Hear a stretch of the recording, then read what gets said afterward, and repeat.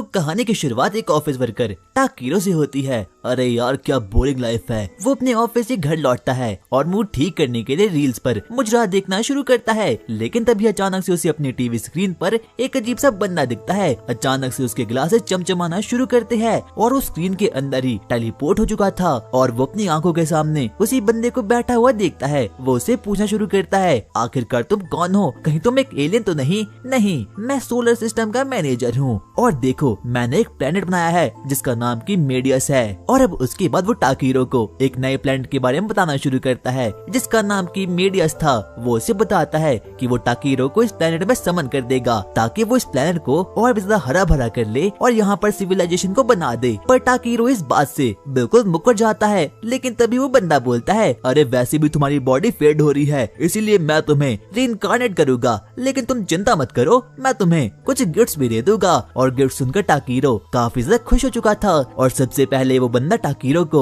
एक इन्फिनिट माया देता है और वो उसे पूछता है, क्या तुम्हें कुछ और चाहिए? प्लॉट्स मिल जाते तो मजा आया था। और अब वो उसे हेरम की एबिलिटी भी दे देता है। वो धीरे धीरे करके उसे और भी बहुत सी ओपी सी एबिलिटी देना शुरू करता है जैसे की सर्च एबिलिटी। और वो इस चीज का यूज करके आइटम्स को सेल कर सकता है और पैसे कमा सकता है जिससे कि वो फ्री फायर में डायमंड ले सके। वो धीरे धीरे करके उसे और भी बढ़िया बढ़िया सी एबिलिटी देना शुरू करता है और टाकीरो काफी ज्यादा खुश हो चुका था। अचानक से टाकीरो की बॉडी फेड होना शुरू हो चुकी थी और अब उसे पता चल चुका था कि ये टाकीरो का जाने का समय आ चुका है। वो उसे बोलता है, अरे आखिरकार मैं कहाँ जा रहा हूँ? और वो टाकीरो को जाते जाते एक सर्च स्पेल मैजिकल एबिलिटी को भी दे देता है। और अब अचानक से टाकीरो कहीं इसेकाई हो जाता है। जब वो अपनी आंखें खोलता है तो वो अपने आप को एक फॉरेस्ट में पाता है। वो बोलता है, क्या मैं इसेकाई हो चुका हूँ? जैसे वो अपनी आंखों के सामने देखता है वो देखता है कि वहाँ पर तो एक बहुत बड़ा प्लेनेट भी है। और अब वो सोचता है कि सबसे पहले उसे कुछ ह्यूमंस को ढूंढना होगा ताकि वो अपनी जर्नी को कंटिन्यू कर सके और उसे तो कैसे भी करके इस वर्ल्ड में प्लॉट को डेवलप करना था। वो जैसे ही आगे बढ़ना शुरू करता है वहाँ पर उसे फॉरेस्ट मिलता है और फॉरेस्ट में उसे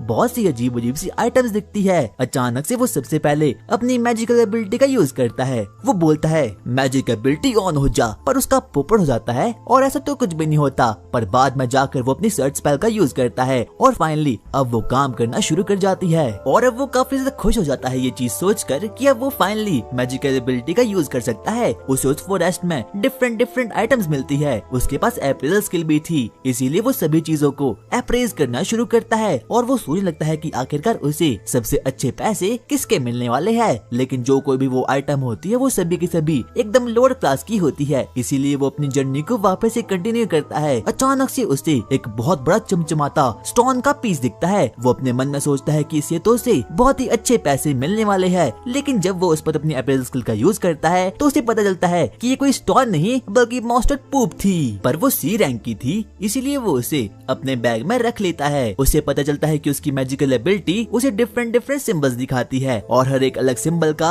अपना ही एक अलग मतलब है। अब उसके पास बहुत सी आइटम्स कलेक्ट हो चुकी थी इसीलिए वो विलेज को ढूंढना शुरू करता है और शाम के वक्त उसकी मुलाकात एक नल्ले सोल्जर से होती है और वो उसकी हाइट को देखकर काफी ज्यादा शॉक्ड हो चुका था। वो उसे बोलता है, अरे क्या तुमने बचपन में कॉम्प्लेन ज्यादा पी लिया था और क्या तुम कोई नाइट हो? अरे नहीं, मैं तो बस एक एडवेंचरर हूँ। उसके बाद वो गार्ड उसे अपने विलेज मिल जाता है और सभी लोग उसकी हाइट को देखकर काफी ज्यादा शॉक्ड हो चुके थे क्योंकि टाकीरो की हाइट काफी ज्यादा लंबी थी। वो उस विलेज में एक ट्रेडर को ढूंढता है ताकि वो उसकी आइटम्स की अच्छी खासी वैल्यू दे सके। वो अंदर जाता है जहाँ पर उसकी मुलाकात एक बुढ़ाऊ ट्रेडर से होती है और उसके बाद हम देखते हैं कि टाकीरो उसे अपने आइटम्स को दे देता है यानी कि उस मॉन्स्टर पूप को। और जैसे ही वो ट्रेडर उस चीज को देखता है तो वो काफी ज्यादा शॉक्ड हो चुका था क्योंकि ये चीज काफी ज्यादा हाई रैंक की होती है और कुछ बचे कुछ एडवेंचरर ही ऐसी चीजों को ला सकते हैं। वो इस चीज को देखकर काफी ज्यादा खुश होता है इसीलिए वो टाकीरो को बोलता है, इसके बदले में मैं तुम्हें 5 गोल्ड कॉइन दूंगा जो कि इस वर्ल्ड में काफी ज्यादा होते हैं। और यहाँ तक कि टाकीरो भी इस चीज को देखकर काफी ज्यादा शॉक्ड हो चुका था कि एक मॉन्स्टर पूप की इतनी वैल्यू भी हो सकती है। और यहाँ तक कि वो ट्रेडर उस मॉन्स्टर पूप को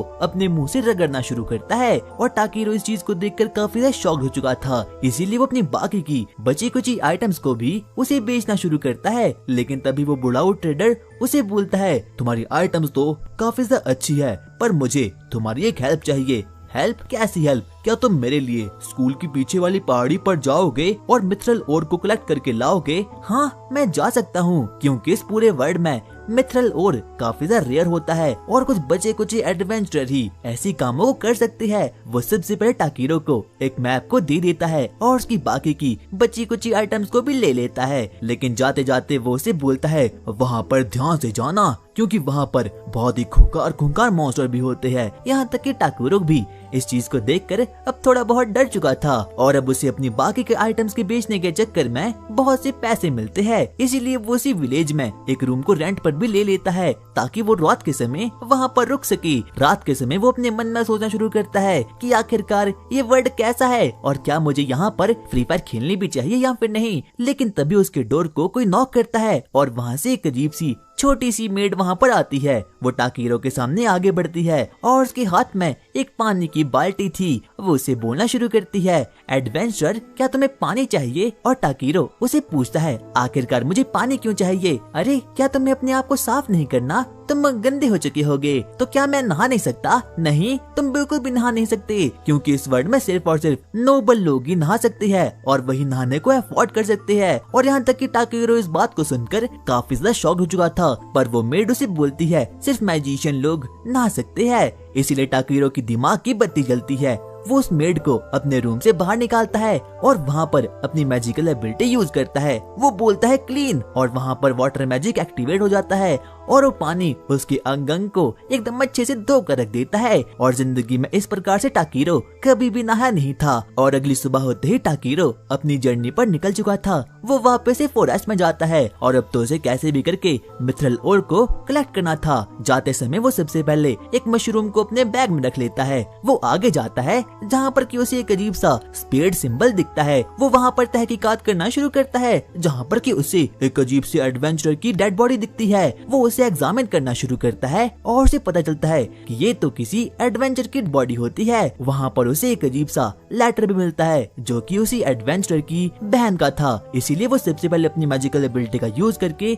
उसे श्रद्धांजलि देता है और अब वापस से अपने एडवेंचर को आगे बढ़ाना शुरू करता है। सबसे पहले वो वहाँ पर अपने ऊपर एक बैरियर को एक्टिवेट कर देता है और वहाँ पर खाना बनाना शुरू करता है। और इस बार तो वो अपनी मैजिकल एबिलिटी का यूज करके खाना बनाता है जो कि उसे काफी ज्यादा टेस्टी लगता है। वाओ, इसका जिंदगी तो काफी ज्यादा अच्छी है। और अब वो उस माउंटेन तक बस पहुंचने वाला था, लेकिन अब वो एडवेंचर करते करते वो finally forest of ancient dragon तक पहुंच चुका था। और ये फॉरेस्ट काफी ज्यादा खतरनाक होता है क्योंकि यहाँ पर बहुत सी अजीब अजीब से मॉन्स्टर भी रहते हैं। इसीलिए सबसे पहले टाकीरो अपनी लाइट एबिलिटी का यूज करता है ताकि वो अंधेरे में अजीब अजीब सी चीजों को देख सके। और वहाँ पर भी वो अपनी सर्च मैजिक एबिलिटी का यूज करता है और तरह तरह की आइटम्स कलेक्ट करना शुरू कर देता है। पर उसे कैसे भी करके मिथरल ओर को ढूंढना था, इसीलिए वो भागना शुरू करता है और दौड़ते दौड़ते अचानक से वो एक खाई में गिरने वाला था और वापस से किसी नई दुनिया में इसेकाई होने वाला था। लेकिन सही समय पर वो फ्लाई मैजिकल एबिलिटी का यूज कर देता है और उस वक्त उसकी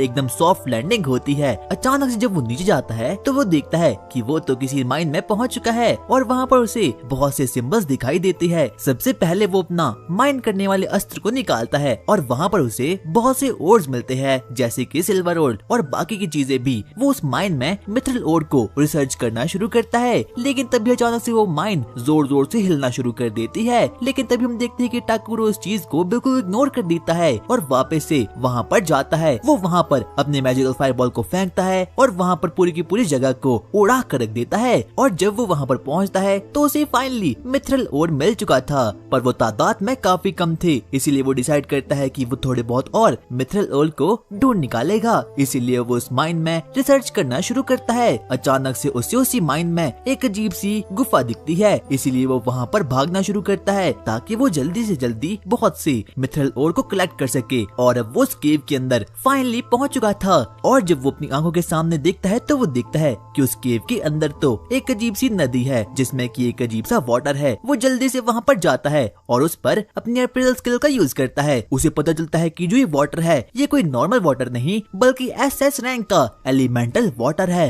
अचानक से तभी नीचे से आवाज आती है। आखिरकार मुझे किसने जगाया? पर टाकीरो को ये आवाज बिल्कुल भी सुनाई नहीं देती। वो तो उसे अप्रैल करने में काफी ज्यादा बिजी हो चुका था। उसे पता चलता है कि यहाँ पर पिछले समय में एक ड्रैगन रहता था, इसीलिए टाकीरो उस पानी को पीना शुरू करता है। लेकिन तभी अब टाकीरो की फील्डिंग एकदम सेट हो चुकी थी। उस वाटर के अंदर से एक बहुत बड़ा ड्रैगन बाहर निकलता है और टाकीरो की ये देखकर एकदम फट चुकी थी, इसलिए वो मत्था टेक कर उसे माफी मांगना शुरू करता है। प्लीज मुझे माफ करना अगर मैंने आपका ध्यान भंग किया। तुम में से काफी माना आ रहा है और तुम मेरे सामने खड़े भी हो पा रहे हो। तुम कोई नॉर्मल ह्यूमन तो नहीं लगते। टाकीरो के अंदर का माना काफी ज्यादा था, इसीलिए उसकी वजह से उस ड्रैगन की नींद भंग हो गई। वो उसे बोलता है, मैं एक एंशिएंट ड्रैगन हूँ और मेरा नाम है वॉल्डियस। लेकिन टाकीरो की ग्रैंड मस्ती काफी ज्यादा थी, इसीलिए वो उसे बोलता है, क्या मैं आपको मिस्टर वॉल बोल सकता हूँ? हाँ ठीक है।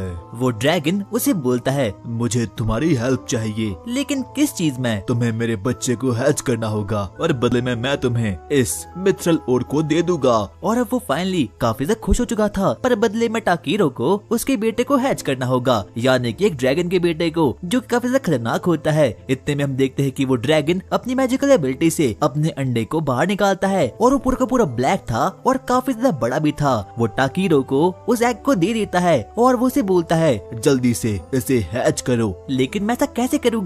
इसमें अपना पूरा का पूरा माना डाल दो। और अब टाकीरो भी समझ चुका था कि आखिरकार उसे करना क्या है, इसीलिए वो अपनी हिटिंग मैजिकल एबिलिटी का यूज करता है और अपने पूरे के पूरे माना को उस एग के अंदर डाल देता है। अचानक से वो एग उसके पूरे के पूरे माना को एब्जॉर्ब करना शुरू करता है और टाकीरो का माना लेवल धीरे धीरे करके डिक्रीज होना शुरू हो चुका था और अब टाकीरो बेहोश हो चुका था, यानी कि वो किसी नए वर्ल्ड में इससे गायब होने वाला था। लेकिन तभी उसे किसी की आवाज आती है और ये कोई और नहीं बल्कि सोलर सिस्टम का मैनेजर था, लेकिन ये पूरा का पूरा ब्लैक था। वो टाकीरो को बोलना शुरू करता है, तुम्हें उस ड्रैगन से भिड़ना नहीं चाहिए था। अगर तुम्हें ड्रैगन दिखे तो वहाँ से चुपचाप भाग लो। अचानक से अब उसके बाद टाकीरो को वापस से होश आ चुका था। जैसे ही वो अपनी आंखों को खोलता है, वो अपने सामने अंधकार को देखता है। वो बोलता है, मिस्टर वी आखिरकार आप कहाँ हो? लेकिन तभी उसे अजीब सी आवाज आती है और ये किसी और की नहीं बल्कि उसी ड्रैगन के बच्चे की थी, यानी कि अब वो फाइनली हैच हो चुका था और वो काफी ज्यादा क्यूट भी था।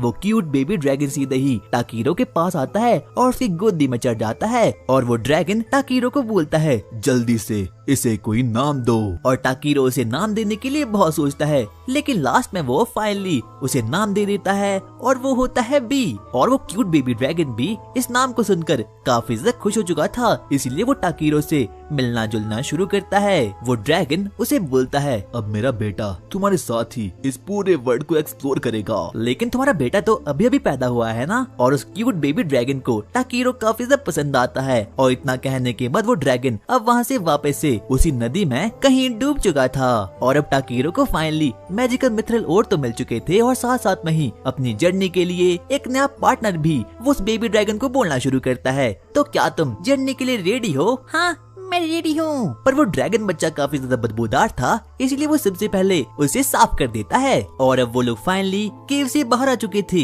जब भी बाहरी लाइट को देखता है तो वो काफी खुश हो चुका था, इसीलिए वो उड़ना शुरू करता है। इतने में ही टाकीरो से बोलता है, बी तो क्या तुम्हारा पहला टाइम था? और अब वो काफी ज्यादा खुश हो चुके थे, लेकिन तभी टाकीरो को पता चलता है कि अभी तो इवनिंग हो रही है और रात में फॉरेस्ट काफी ज्यादा खौफनाक हो जाता है। इसीलिए वो लोग डिसाइड करते हैं कि वो लोग आज की रात यहीं पर कैंप लगाने वाले हैं। और अब बी भी काफी ज्यादा खुश हो चुका था। सबसे पहले हम देखते हैं कि टाकीरो अपने आइटम बॉक्स को निकालता है और वहाँ से वो सबसे पहले एलिमेंटरी वाटर को निकालता है, जो कि SS रैंक का होता है और जो कि उसे पिछली बार उस केव से मिला था। टाकीरो को पता चलता है कि मिस्टर वी ने उसके बैग में इनफाइनाइट वाटर को डाल दिया है, इसीलिए टाकीरो सबसे पहले बी को उस वाटर को पिलाता है। और अब वो काफी ज्यादा खुश हो चुका था, क्योंकि इस समय पर बी एक बच्चा है और यहाँ तक कि अभी उसके पास कोई दांत भी नहीं है और वो कुछ खा भी नहीं सकता, इसलिए टाकीरो उसे उसी वाटर को पिलाता है। और अब तो दोनों का ही माना लेवल काफी ज्यादा स्ट्रॉन्ग हो चुका था। रात के समय हम देखते हैं कि टाकीरो अपने बैग से कुछ मैजिकल स्टोन को निकालता है और अपने और बी के ऊपर एक बैरियर को क्रिएट कर देता है। उसे याद आता है कि जब वो इस वर्ल्ड में घूम रहा था तो वो बुक स्टोर में गया था और जहाँ से उसे पता चलता है कि मैजिकल स्टोन इस वर्ल्ड में काफी ज्यादा प्रीशियस है। लेकिन टाकीरो के पास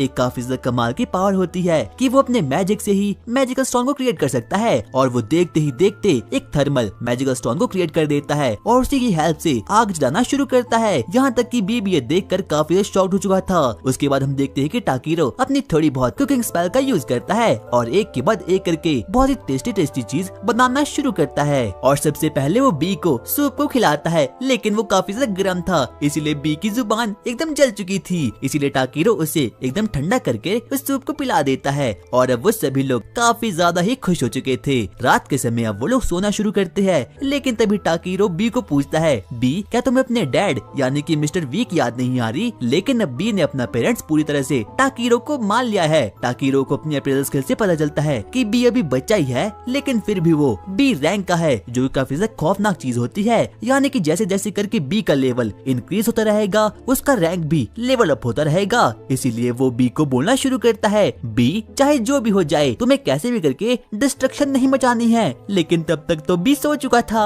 और अब टाकीरो अपनी नई लाइफ के बारे में सोचना शुरू करता है, क्योंकि अब उसे लाइफ काफी ज्यादा पसंद आ रही है। उसे पता चलता है कि मिस्टर बी का मिलना भी उसी सोलर सिस्टम मैनेजर ने किया हुआ है, क्योंकि उसने जाते वक्त उसे एक अजीब सी पावर को दे दिया था। अगली सुबह हम देखते हैं कि टाकीरो पहाड़ चढ़ना शुरू करता है, क्योंकि अब उन लोगों को कैसे भी करके वापस से अपने रूम यानी कि टॉर्मी विलेज में जाना था। और अब वो लोग आगे बढ़ना शुरू करते हैं, लेकिन तभी टाकीरो को याद आता है कि ये तो वही फॉरेस्ट था जहाँ पर कि रात के समय काफी खतरनाक मॉब यहाँ पर आते हैं, लेकिन ये डे टाइम है, इसलिए यहाँ पर कोई भी मॉब नहीं है। इसीलिए वो लोग यहीं से ट्रेवल करने का फैसला लेते हैं। बी काफी ज्यादा एक्साइटेड था, इसीलिए वो आगे बढ़ना शुरू करता है, लेकिन तभी टाकीरो डिसाइड करता है कि वो सबसे पहले यहाँ पर कुछ चीजों को गैदर करेगा। इसीलिए वो सबसे पहले अपनी रिसर्च एबिलिटी का यूज करता है और यहाँ पर अजीब अजीब सी चीजों को ढूंढना शुरू करता है। लेकिन तभी वो नोटिस करता है कि बी डरते डरते उसके पास आ चुका था। लेकिन तभी टाकीरो एक बार वापस से अपनी रिसर्च मैजिकल एबिलिटी का यूज करता है, जिससे कि उसे पता चलता है कि इस फॉरेस्ट में तो अभी भी काफी खूंखार मॉन्स्टर अवेलेबल है। इसीलिए वो बी को अपने सेव कर देता है। उसे याद आता है कि जब पिछली बार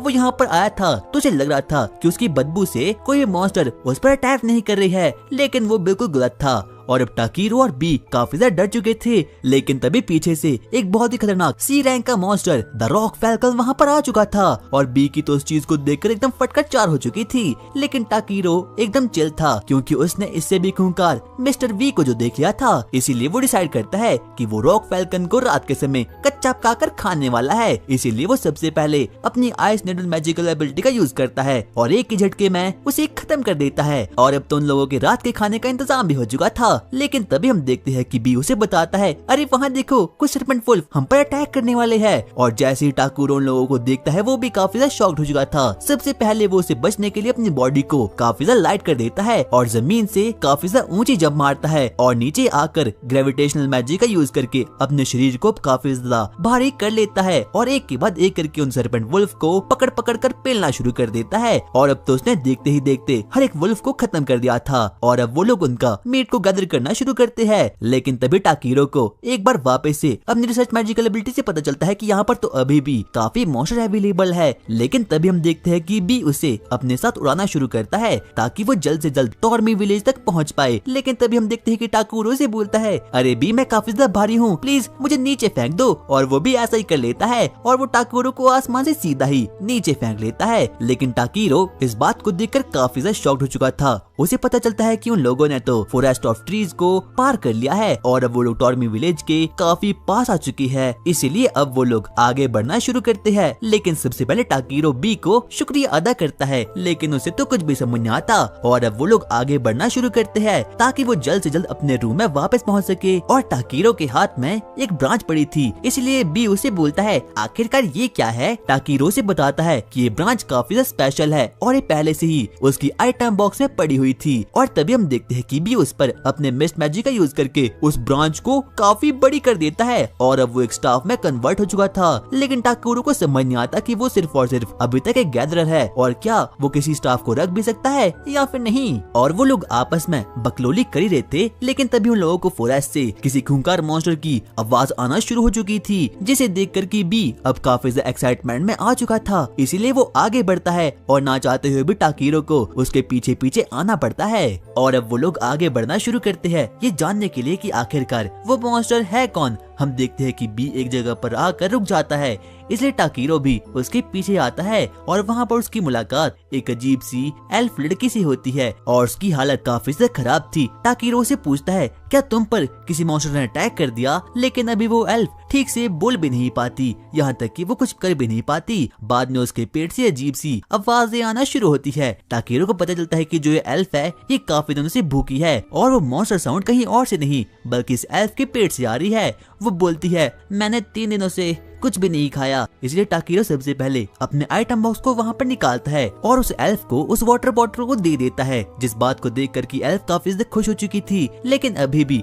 वो काफी ज्यादा भूखी थी और उसके पेट में से साउंड आना वापस से शुरू हो जाती है। इसलिए टाकीरो अपने बैग में कुछ दिखता है और वहाँ पर उसे फाइनली लंच मिल चुका था। वो उस एल्फ को अपने लंच को दे देता है, जिसको खा कर कि अब वो एल्फ काफी ज्यादा खुश हो चुकी थी और यहाँ तक कि अब उसका माना पूरी तरह से रिस्टोर हो चुका था। वो बोलती है वाओ ये खाना तो काफी ज्यादा टेस्टी है, मैं तो सीधा ही जन्नत में जा रही हूँ। आगे अब वो लोग आपस में बातचीत करना शुरू करते हैं, लेकिन तभी टाकीरो उसे पूछना शुरू करता है तुम एक एडवेंचर हो ना, तो आखिरकार तुमने अपने साथ कुछ खाना क्यों नहीं लाया। जिस बात को सुनकर कि वो एल्फ काफी ज्यादा एम्बैरेस फील करती है। टाकीरो से बोलना शुरू करता है आखिरकार तुम ऐसा कैसे कर सकती हो, क्योंकि ऐसी चीजें तो सिर्फ और सिर्फ नूब एडवेंचर ही करते हैं, कहीं तुम नूब तो नहीं। जिस बात को देखकर कि वो एल्फ और ज्यादा एम्बैरेस फील होना शुरू हो चुकी थी। वो टाकीरो के पास आती है और टाकीरो से बोलता है अरे नहीं तुम में से तो काफी ज्यादा बदबू भी आ रही है, शायद से गोबर की बदबू है। और जिस बात को सुनकर कि एल्फ को काफी ज्यादा शर्म आ जाती है, इसीलिए वो टाकीरो को बाय बोलकर अब वहाँ से निकल जाती है।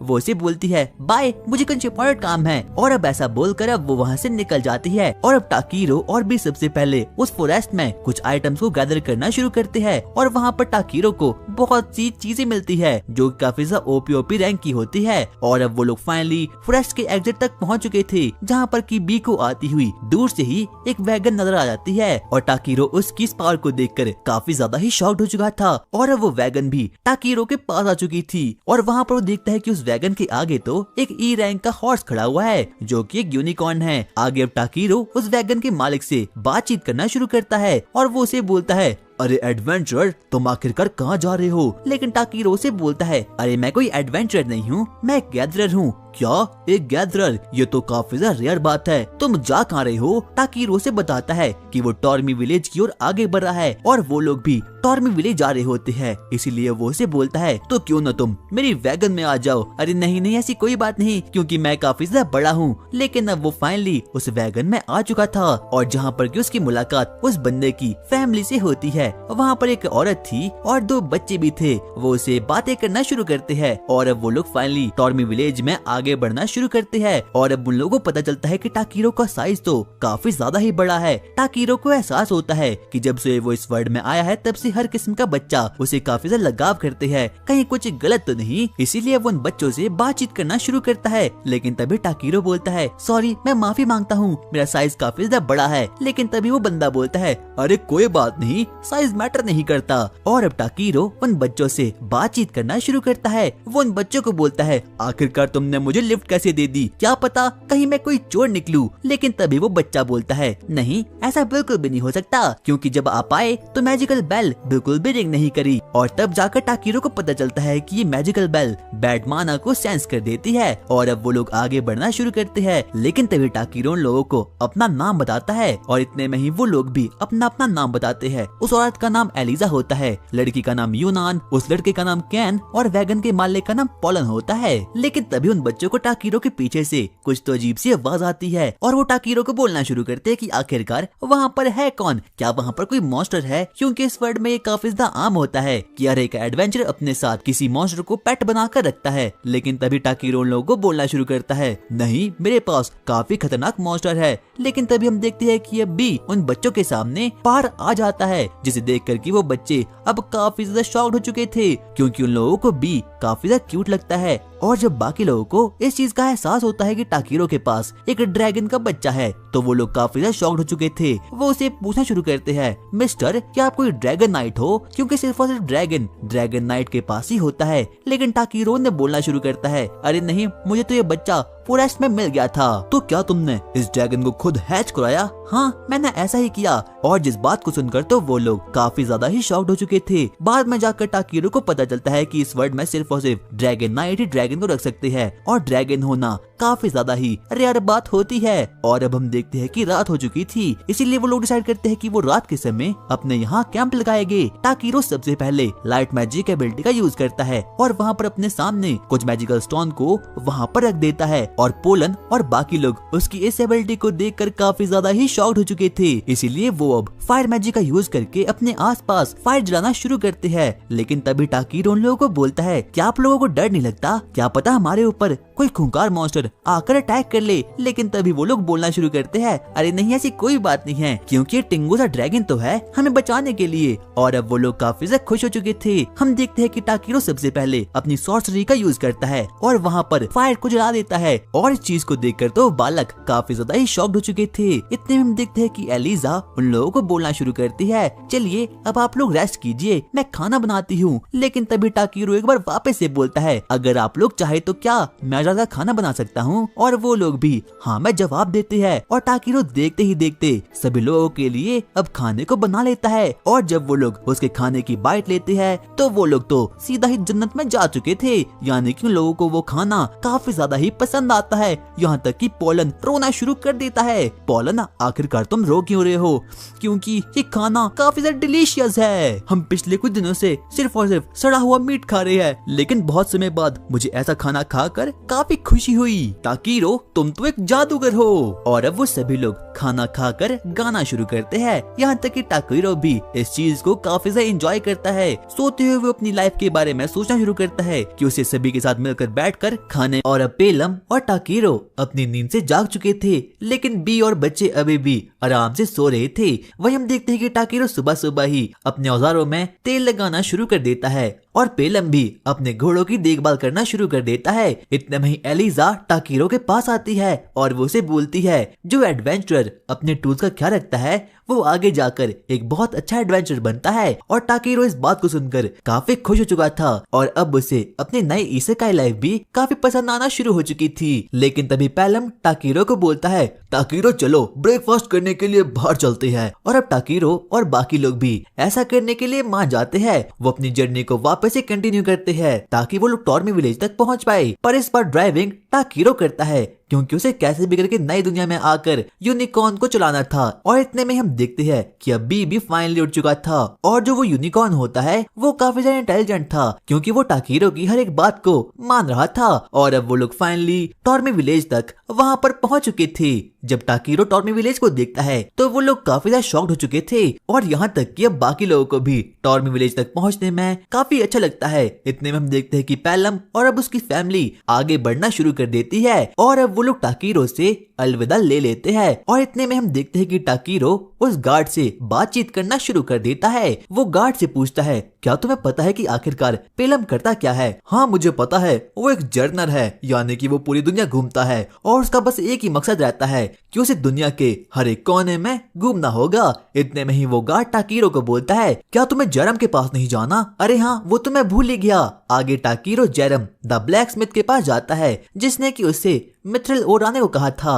और बाकी के बच्चे बी को देखकर काफी ज्यादा एक्साइटमेंट में आ चुके थे। उसके बाद हम देखते हैं कि टाकीरो उस मिथ्रिल ओर को जेरम को दे देता है और जेरम बड़े ही ध्यान से उस मिथ्रिल ओर को घूरना शुरू कर देता है और वो उसकी एबिलिटी चेक भी करना शुरू कर देता है। वो उसे बोलता है, टाकीरो क्या तुम्हें पता है ये बहुत कड़क माल है।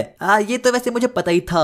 उसके बाद वो उसे मिथ्रिल ओर के बारे में और भी ज्यादा जानकारी देना शुरू कर देता है। वो उसे बोलता है, बच्चे तुझे पता है ये कोई नॉर्मल मिथ्रिल ओर नहीं बल्कि मैजिकल मिथ्रिल ओर है, यानी कि ये लेजेंड स्टफ है और लेजेंड स्टफ इस पूरी दुनिया में सबसे खतरनाक होता है। यहाँ तक कि टाकीरो भी जब इस बात को सुनता है तो वो काफी ज्यादा ही शॉक्ड हो चुका था। और अब तो जेरम भी उस मिथ्रिल ओर को पाकर काफी खुश हो चुका था। वो टाकीरो को बोलना शुरू करता है, टाकीरो तुम सच में ही एक काफी कमाल के गैदरर हो। अच्छा तो क्या ऐसी बात है? थैंक्स। मैं चाहता हूँ कि तुम अपनी जर्नी आगे बेल्काइम सिटी में कंटिन्यू करो, क्योंकि तुम्हारे पास काफी स्किल है और अगर तुम यहीं पर रहे तो तुम्हारी स्किल्स बेकार हो जाएगी। और अब टाकीरो भी बेल्काइम सिटी का नाम सुनकर काफी ज्यादा एक्साइटमेंट में आ चुका था और अब वो लोग डिसाइड करते हैं कि टाकीरो आगे जाकर बेलकाइम सिटी में जाने वाला है। यहाँ तक कि अब वो बुढ़ाऊ भी ये देखकर काफी खुश हो चुका था, क्योंकि उसके पास बिल्कुल भी इतने पैसे नहीं थे कि वो मिथरल ओर को खरीद सके, और अगर गलती से भी वो एक मिथरल ओर को खरीदने के लिए वहाँ पर जाए तो इसमें पूरे का पूरा गांव बिक जाएगा। और अब टाकीरो भी सोच में पड़ चुका था कि आखिरकार उसे अपने आइटम के साथ वहाँ पर क्या करना चाहिए, लेकिन वो डिसाइड कर देता है कि वो बेलकाइम सिटी में जाकर रहेगा। और रात के समय टाकीरो बुक पढ़ना शुरू कर देता है। वो सबसे पहले एडवेंचर के बारे में और गिल्ड के बारे में इंफॉर्मेशन को ले लेता है, और बाद में जाकर उसे पता चलता है कि जो एडवेंचर्स होते हैं वो भी काफी टाइप के होते हैं, और सबसे पहले उसे किसी गिल्ड को ज्वाइन करना होगा ताकि वो एडवेंचर बन पाए। और वो अपने मन में इसी बात को सोचना शुरू कर देता है। तभी वो बी को बोलता है, तो बी क्या तुम रेडी हो एक नए एडवेंचर पर जाने के लिए? हाँ मैं बिल्कुल रेडी हूँ। और इसीलिए वो रात के समय सबसे पहले एक मेड से मिलता है जो कि उसे कुछ खाने के लिए दे देती है। और रात के समय पूरे विलेज में जश्न होना शुरू होता है। सभी लोग काफी ज्यादा एक्साइटमेंट में थे और सभी लोग काफी हैप्पी भी थे, और यहाँ तक कि सभी लोगों को बी और टाकीरो काफी पसंद आते हैं, क्योंकि टाकीरो हमेशा ही दूसरों की काफी ज्यादा देखभाल करता था। और अब अगले दिन जाकर टाकीरो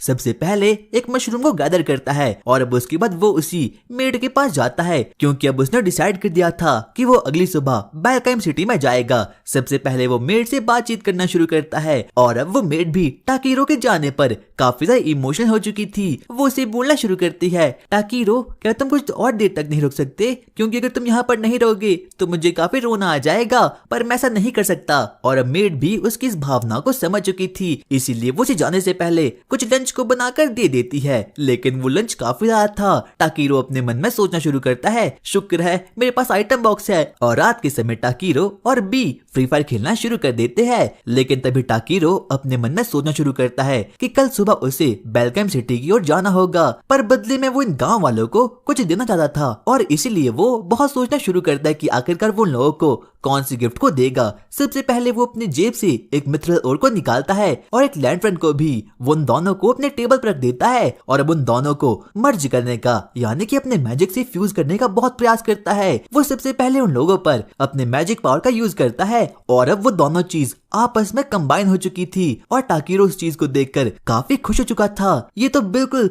वही चीज है। और अब अगली सुबह टाकीरो बेलकाइम सिटी में जाने के लिए एकदम तैयार हो चुका था, और सभी लोग उसके जाने से काफी ज्यादा इमोशनल हो चुके थे। लेकिन तभी वो बाकी लोगों को बोलता है, देखो जाने से पहले मैंने आपके लिए एक छोटे गिफ्ट को तैयार किया है। और सभी लोग उस चीज को देखकर काफी शॉक्ड हो चुके थे, यहाँ तक कि किसी को भी समझ आता कि आखिरकार ये चीज क्या है। बाद में जाकर वो लोगों को बताता है कि ये चीज एक बैरियर की तरह पूरे विलेज की प्रोटेक्शन करेगी, और जो कोई भी मॉन्स्टर इसके अंदर आएगा वो खत्म हो जाएगा। और जब जैरम इस चीज को देखता है तो वो काफी हैरान हो चुका था, और सबसे पहले वो उस चीज को अपने हाथों में ले लेता है ताकि वो उसे देख सके। वो देखना शुरू करता है, और वहाँ पर वो पाता है कि इसके नीचे तो सच में एक मिथरल ओर है। लेकिन जब तक वो कुछ बोल पाता तब तक टाकीरो वहाँ से भाग जाता है। वो बोलना शुरू करता है, टाकीरो क्या तुमने सच में इस चीज को बनाया? ये तो एक लेजेंडरी आइटम है। और आगे हम देखते हैं कि टाकीरो और बी अपनी जर्नी पर निकल चुके थे, और अब वो लोग आगे बढ़ना शुरू कर देते हैं।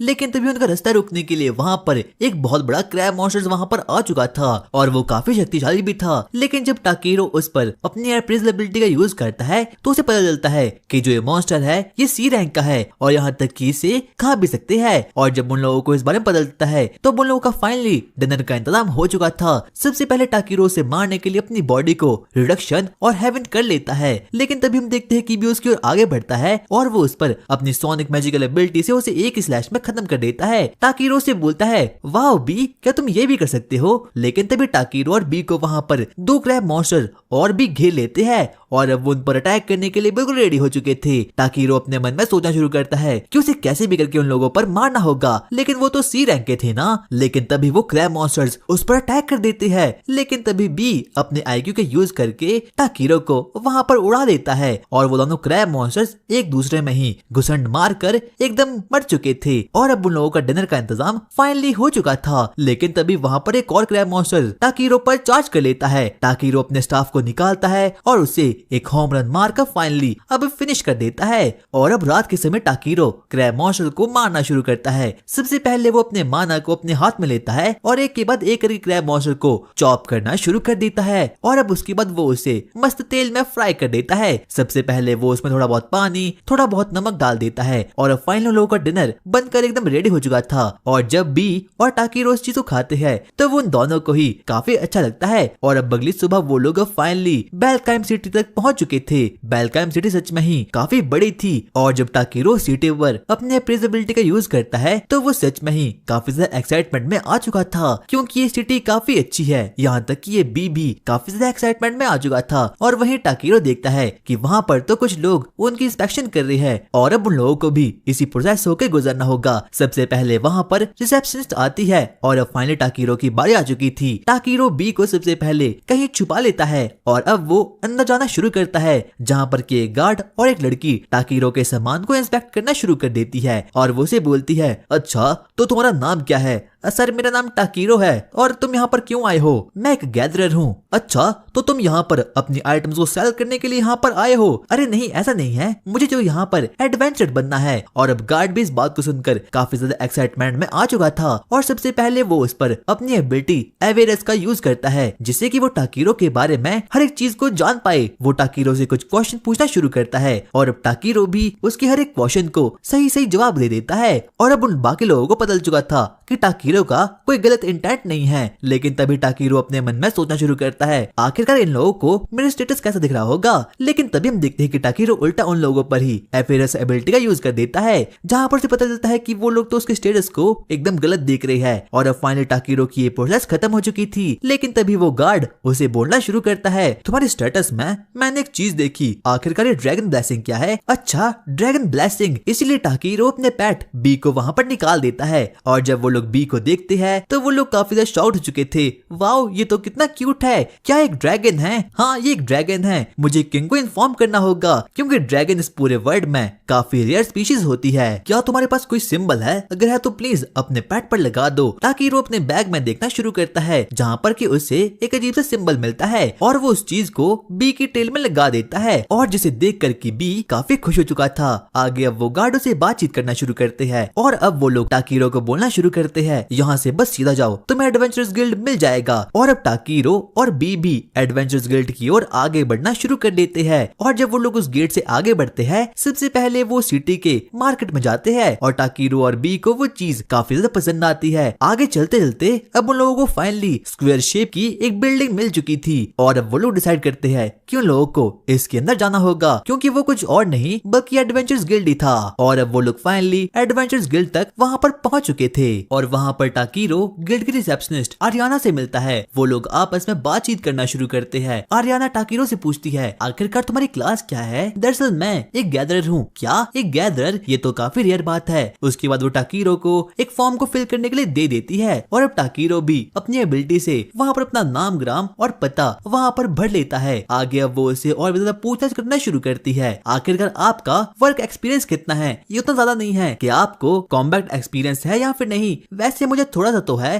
तो क्या इसके लिए आपके पास कोई प्रूफ है? हाँ मेरे पास है। उसके बाद हम देखते हैं कि टाकीरो अपने आइटम बॉक्स से एक बहुत बड़े क्रैब मॉन्स्टर की बॉडी को वहाँ पर रख देता है और जब आरियाना और बाकी लोग इस चीज को देखते हैं तो वो लोग इस चीज को देखकर काफी ज्यादा शॉक्ड हो चुके थे, क्योंकि किसी को भी विश्वास नहीं होता कि एक एडवेंचर के पास आइटम बॉक्स भी हो सकता है। और आइटम बॉक्स इस पूरे वर्ल्ड में एक काफी रेयर गिफ्ट होती है। और अब बाकी गिल्ड के लोग भी अब वहाँ पर आ चुके थे और अब वो लोग टाकीरो से क्वेश्चनिंग करना शुरू कर देते हैं। सबसे पहले वहाँ पर एक अजीब सा बियर मॉन्स्टर वहाँ पर आता है और वो टाकीरो को बोलता है, आखिरकार तुम कहाँ से आए हो? और वो टाकीरो पर अपनी एवियस एबिलिटी का यूज कर देता है। वो आरियाना को बोलता है, आरियाना तुम इसे साइन कर सकती हो क्योंकि इसका ऑरा ब्लू है। टाकीरो को समझ आता कि आखिरकार अभी अभी हुआ क्या, लेकिन तभी वो बियर उसे बताता है, मैंने तुम पर अपनी एवियस एबिलिटी का यूज किया और तुम में से मुझे एक ब्लू ऑरा नजर आ रहा था, यानी कि तुम एकदम क्लीन हो। और जब सभी लोग टाकीरो के कंधे पर उस ड्रैगन को देखते हैं, यानी कि बी को, तो वो लोग इस चीज को देखकर काफी ज्यादा एक्साइटमेंट में आ चुके थे। और अब आगे आरियाना टाकीरो के फॉर्म को फिल करना शुरू कर देती है और अब फाइनली टाकीरो इस गिल्ड में साइन इन हो चुका था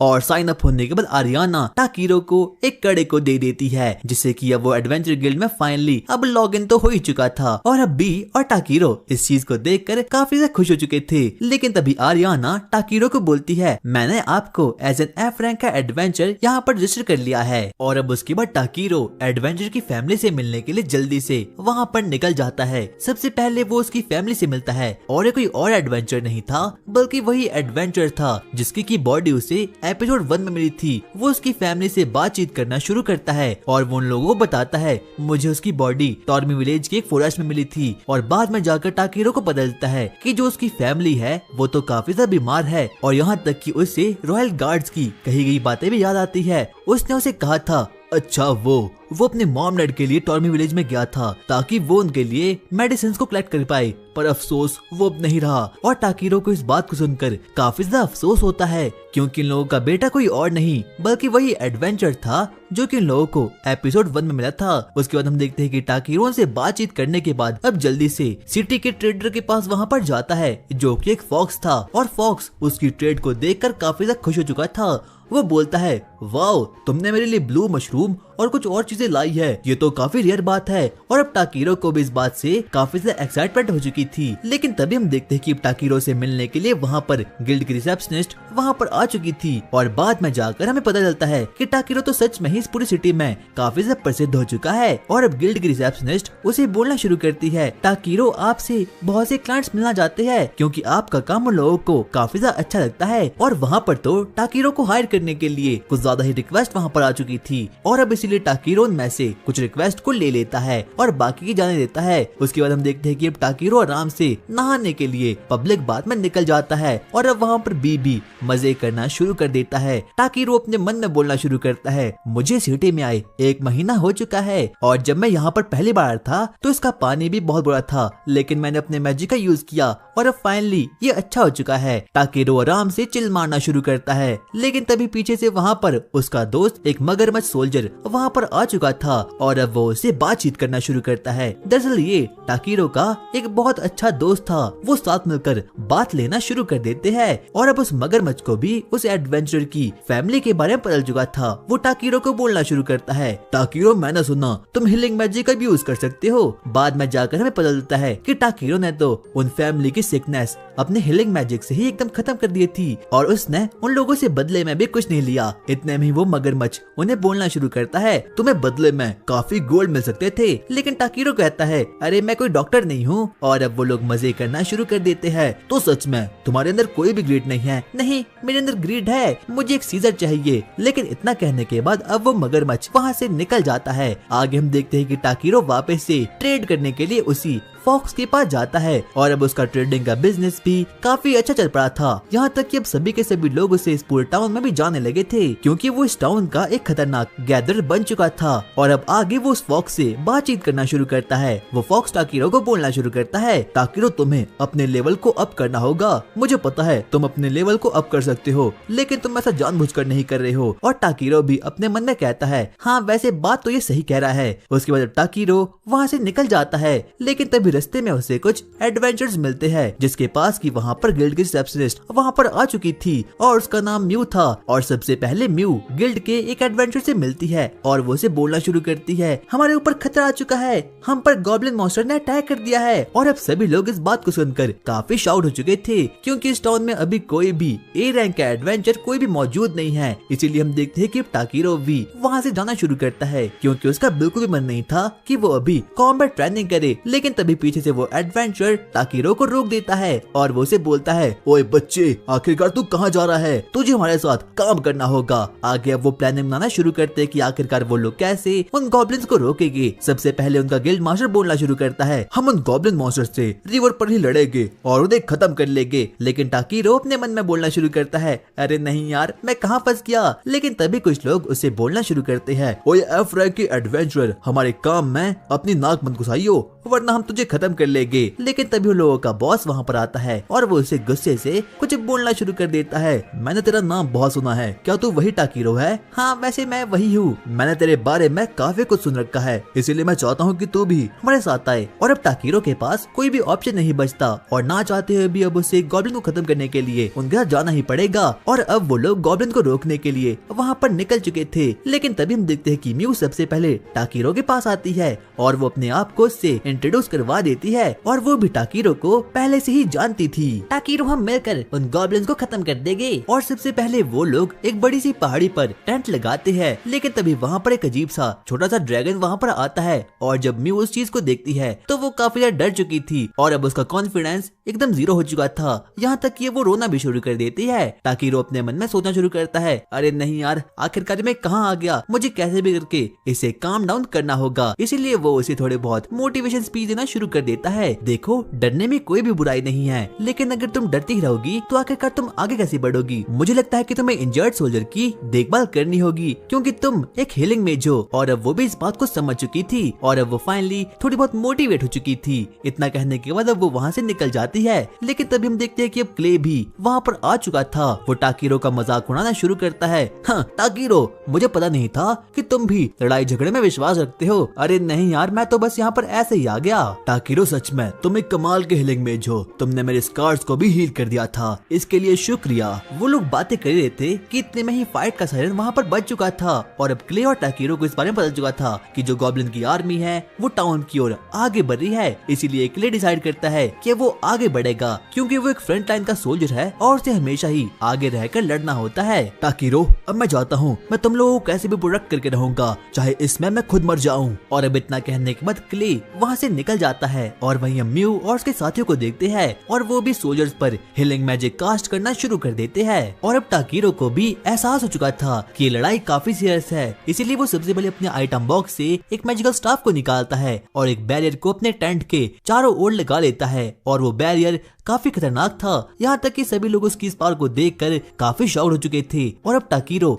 वहाँ से आगे बढ़ना शुरू करता है ताकि वो क्ले के पास जा सके और फ्रंट लाइन में रहकर गॉब्लिन को पेट सके। और वहीं हम देखते हैं कि बाकी के लोग भी गॉब्लिन से बड़े मुश्किल से लड़ना शुरू कर देते हैं क्योंकि वो गॉब्लिन तादाद में काफी ज्यादा थे, यहाँ तक कि अब वो लोग भी वहाँ पर हारना शुरू कर देते हैं। लेकिन तभी टाकीरो और बीट दौड़ते दौड़ते अब वहाँ पर आ चुके थे। सबसे पहले टाकीरो उन लोगों को एक 1 पंच मार कर एक गॉब्लिन को वहाँ पर खत्म कर देता है और अब वो बाकी लोगों से बातचीत करना शुरू करता है। बाकी लोगों से बताते हैं ये गॉब्लिन काफी खतरनाक है। आगे वो लोग प्लान बनाना शुरू करते हैं कि आखिरकार वो लोगों को कैसे खत्म कर पाएंगे। लेकिन तभी भी वहाँ पर खड़ा होता है और सबसे पहले वो लोगों पर थंडरबोल्ट मैजिक का यूज करके उन लोगों को पेल देता है। और अब टाकीरो और बाकी फॉक्स आपस में बातचीत करना शुरू करते हैं। वो लोग टाकीरो को बताते हैं ये गॉब्लिन्स काफी खतरनाक है, हमें लगा था कि ये गॉब्लिन लो रैंक के होंगे, लेकिन ऐसा नहीं हो पाया क्योंकि ये गॉब्लिन हाई स्पीशीज के है। यहाँ तक कि क्ले हमसे गायब हो गया और वो अकेला ही लड़ रहा है। और अब जब टाकीरो को इस बात का पता चलता है कि जो क्ले है वो अभी अकेला ही लड़ रहा है, इसीलिए वो फैसला करता है कि वो भी उसके पास जाएगा। और वही हम अकेले क्ले को देखते हैं जो कि अपनी फुल पावर से गॉब्लिन्स पर अटैक करना शुरू कर देता है। लेकिन अब क्ले भी धीरे धीरे करके काफी ज्यादा ही डैमेज हो चुका था। लेकिन तभी उसकी जान बचाने के लिए वहाँ पर टाकीरो और भी वहाँ पर आ चुके थे और अब वो क्ले से बातचीत करना शुरू करते हैं। बाद में जाकर टाकीरो को पता चलता है कि जो क्ले है वो काफी ज्यादा इंजर्ड हो चुका है। क्ले टाकीरो को बोलना शुरू करता है, टाकीरो और बी आखिरकार तुम यहाँ पर क्यों आए हो, तुम्हें यहाँ से भाग जाना चाहिए क्योंकि यहाँ पर गॉब्लिन का कमांडर है जो कि काफी ज्यादा शक्तिशाली है, यहाँ तक कि तुम लोग भी उसे खत्म नहीं कर सकते। और इतना कहने के बाद ही वो गॉब्लिन कमांडर उन लोगों पर अटैक कर देता है। और अब तो वहाँ पर बाकी के चिंगू पंगू गॉब्लिन्स भी अब वहाँ पर आ चुके थे और अब वो सभी गॉब्लिन्स उन लोगों को घेर कर रख देते हैं। पर कहीं न कहीं टाकीरो को इस बात का पता था कि जो क्ले के बैग के पीछे निशान है उसी से वो होल्ड बैक कर रहा है, इसीलिए वो उससे पूछना शुरू करता है, क्ले क्या मैं तुम्हारे वुंड्स को वापस से हील कर दूं? नहीं, ऐसा बिल्कुल मत करना, लेकिन क्यों? और लेकिन अभी भी टाकीरो को समझ आता कि आखिरकार क्ले उसे उस पर हीलिंग मैजिक का यूज करने क्यों नहीं दे रहा है, और वो उसे बाल बाल बोलना शुरू करता है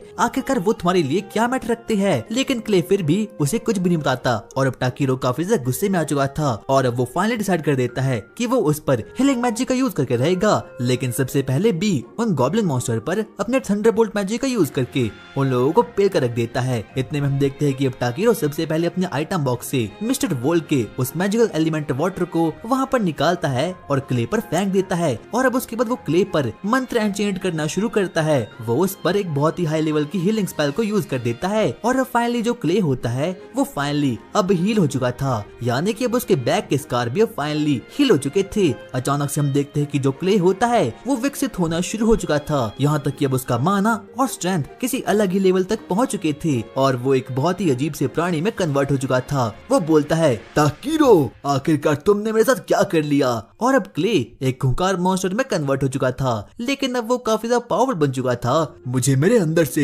एक अलग ही पावर महसूस हो रही है। और टाकीरो को भी समझ आता कि आखिरकार अभी अभी ये हुआ क्या। इतने में हम देखते हैं कि अब क्ले वहाँ पर जाता है और वो सिंगल हैंडेडली ही हर एक डीमन को वहाँ पर हरा देता है और अब सभी के सभी गॉब्लिन्स फाइनली वहाँ पर खत्म हो चुके थे। और यहाँ तक कि टाकीरो और बी भी इस चीज को देखकर काफी ज्यादा एक्साइटमेंट में आ चुके थे। लेकिन तभी पीछे से वहाँ पर उन एडवेंचर्स का बॉस वहाँ पर आता है और वो टाकीरो को बोलना शुरू करता है, आखिरकार तुमने अभी अभी किया क्या? बस मैंने तो कुछ भी नहीं किया, तुम्हारे पास इतनी पावर है, आखिरकार तुम हो कौन? हाँ मैं तो बस एक एफ रैंक का गैदरर हूँ। पर एडवेंचर बॉस को बिल्कुल भी इस चीज का बिल्कुल भी कोई विश्वास नहीं होता और अब वो लोग बैटल से वापस लौटकर आ चुके थे। लेकिन तभी हम देखते हैं कि अब क्ले भी वापस से अपनी नॉर्मल फॉर्म में आ चुका था और वो टाकीरो पर गुस्सा करना शुरू कर देता है। वो उस पर बोलता है, टाकीरो आखिरकार तुमने मेरे साथ किया क्या? और अब टाकीरो के पास कोई भी ऑप्शन नहीं बचता, इसीलिए वो उसे बताना शुरू करता है, अरे मैंने तो बस तुम पर एक मैजिकल एलिमेंट वाटर को डाला था। क्या मैजिकल एलिमेंट वाटर? आखिरकार ये होता क्या है? और ये मुझे किसी और ने नहीं बल्कि बी के फादर ने दिया था, जो कि एक एंशिएंट ड्रैगन है। तो क्या बी भी एक एंशिएंट ड्रैगन है? हाँ ये है।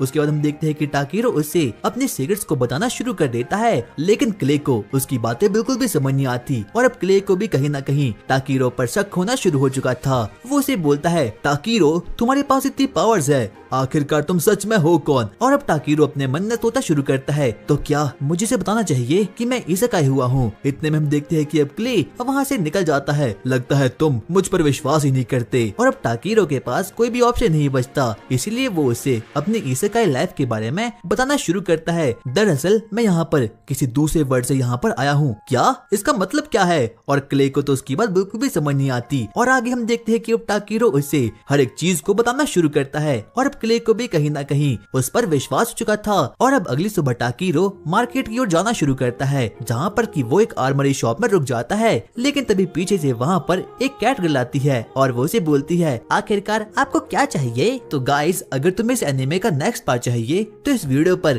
500 कमेंट्स पूरे कर देना, मैं सीधा ही इसका नेक्स्ट पार्ट अपलोड कर दूंगा। और हाँ यार प्लीज मेरे सेकंड चैनल को भी जरूर से सब्सक्राइब कर लो, क्योंकि हो सकता है कि मैं इस एनिमे का नेक्स्ट पार्ट वहीं पर अपलोड कर दूं। तब तक के लिए बाय। और टाकीरो की मुलाकात वहाँ पर रेबल नाम की एक कैट गर्ल से होती है। वो उसे बोलता है, देखो मुझे अपनी सीजर को एकदम अच्छा करना है, क्या तुम कर सकती हो? और जो रेबल होती है वो एक ब्लैक स्मिथ होती है। वो उसे बोलती है, सॉरी मैं ऐसा नहीं कर सकती, पर मेरे मास्टर ग्रोथस ऐसा कर सकते हैं क्योंकि वो हमारे ब्लैक स्मिथ के बॉस है। और अब टाकीरो भी ऐसा करने के लिए मान जाता है, लेकिन बदले में आपको उनके लिए कुछ काम करना होगा। और अब टाकीरो भी मान जाता है। सबसे पहले वो रेबल का पीछा करना शुरू करता है और वहाँ पर अब वो फाइनली ड्वार्फ माइन तक वहाँ पर पहुँच चुका था और जहाँ पर कि वो देखता है कि सभी के सभी ब्लैक स्मिथ अपना अपना काम कर रहे हैं। रेबल उसे बताती है, मेरा सिर्फ और सिर्फ एक ही सपना है कि मुझे एक ऐसी स्वॉर्ड को बनाना है जिससे कि हीरो भी यूज कर पाए। और अब वो फाइनली खुश होकर वहाँ पर निकल चुका था। और अब टाकीरो की मुलाकात वहाँ पर ब्लैक स्मिथ के बॉस ग्रोथस से होती है। वो उसे बातचीत करना शुरू कर देता है और अब टाकीरो उसे अपने वेपन के बारे में बता देता है, लेकिन बदले में ग्रोथस उसे बोलता है, देखो बच्चे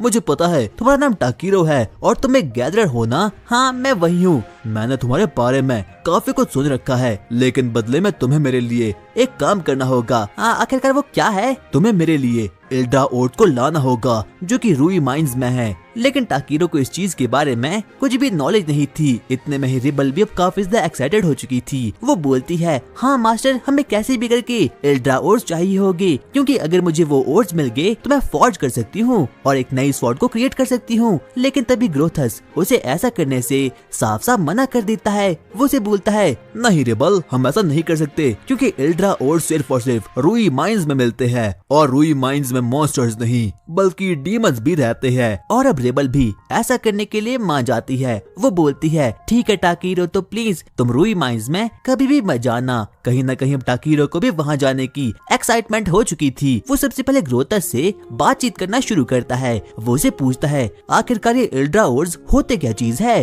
ग्रोथस उसे पूरी की पूरी डिटेल्स को बता देता है। वो उसे बताता है कि एल्ड्रा ओर्स इस पूरे के पूरे वर्ल्ड के एक महान ओर होते हैं और कम से कम वो एलीट लेवल के होते हैं। वो उसे बातचीत करना शुरू करता है और वो उसे बोलता है, मैं रूई माइंस में जाने के लिए बिल्कुल तैयार हूँ और आपके लिए मैं एल्ड्रा ओर्स को भी ले आऊंगा, पर बदले में आपको मुझे मेरी सीजर्स को एन्चेंट करके देना होगा। ग्रोथस इस बात को सुनकर काफी शॉक्ड हो चुका था। वो उसे बोलता है कि क्या तुम्हारा दिमाग तो ठीक है ना, वहाँ पर कोई नॉर्मल मॉन्स्टर्स नहीं बल्कि डीमंस रहते हैं। लेकिन तभी टाकीरो अपने बैग में से एक मॉन्स्टर को निकाल देता है और वो बोलता है, ये एक क्रैब मॉन्स्टर है और मैंने इसे बड़ी आराम से मार दिया था। और अब कहीं न कहीं ग्रोथस भी उसे ऐसा करने के लिए अब मान जाता है। उन दोनों में डील होती है और अब टाकीरो और भी निकल जाते हैं अपनी एक नई एडवेंचर पर। सबसे पहले उन लोगों को ड्वार्फ विलेज वोजारा में जाना होगा, जहाँ पर कि उन लोगों को रूइंस माइन मिलने वाली है। आगे हम देखते हैं कि टाकीरो और भी काफी ज्यादा एक्साइटमेंट में आ चुकी थी। सबसे पहले वो लोग एक वैगन में बैठते हैं, जहाँ पर कि उन लोगों को अपने सामने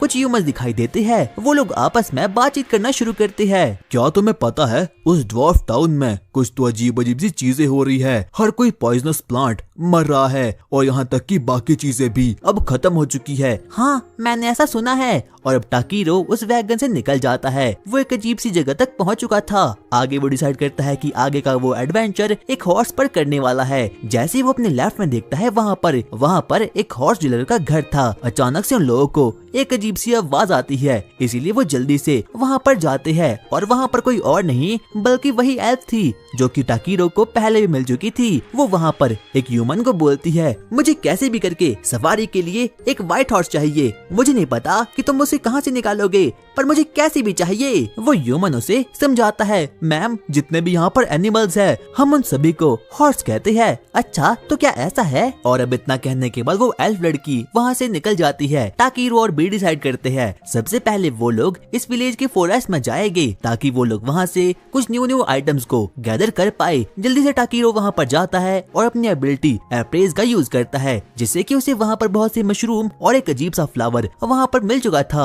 और जैसे ही वो लोग आगे बढ़ते हैं, उन लोगों को वापस से वही एल्फ मिलती है और उसकी कंडीशन बहुत बुरी थी, यहाँ तक कि उसकी पेट से आवाजें आने भी शुरू हो चुकी थी। टाकीरो को पता चल चुका था कि इस बार भी काफी भूखी है। सबसे पहले टाकीरो उसे थोड़े बहुत पानी को पिला देता है और थोड़े बहुत खाने को भी खिला देता है, पर उसकी बॉडी से अभी भी काफी बदबू आ रही थी। इसीलिए सबसे पहले टाकीरो उस पर क्लीन मैजिक की एबिलिटी का यूज करके उसे एकदम नहला देता है, जिससे कि एल्फ को काफी अच्छा लगता है। वो उसे पूछती है, आखिरकार तुमने अभी अभी किया क्या? मेरे मन में एल्फ को लेकर एकदम सुंदर सी इमेज बनी है, इसीलिए मैं उसे डिस्ट्रॉय करना नहीं चाहता।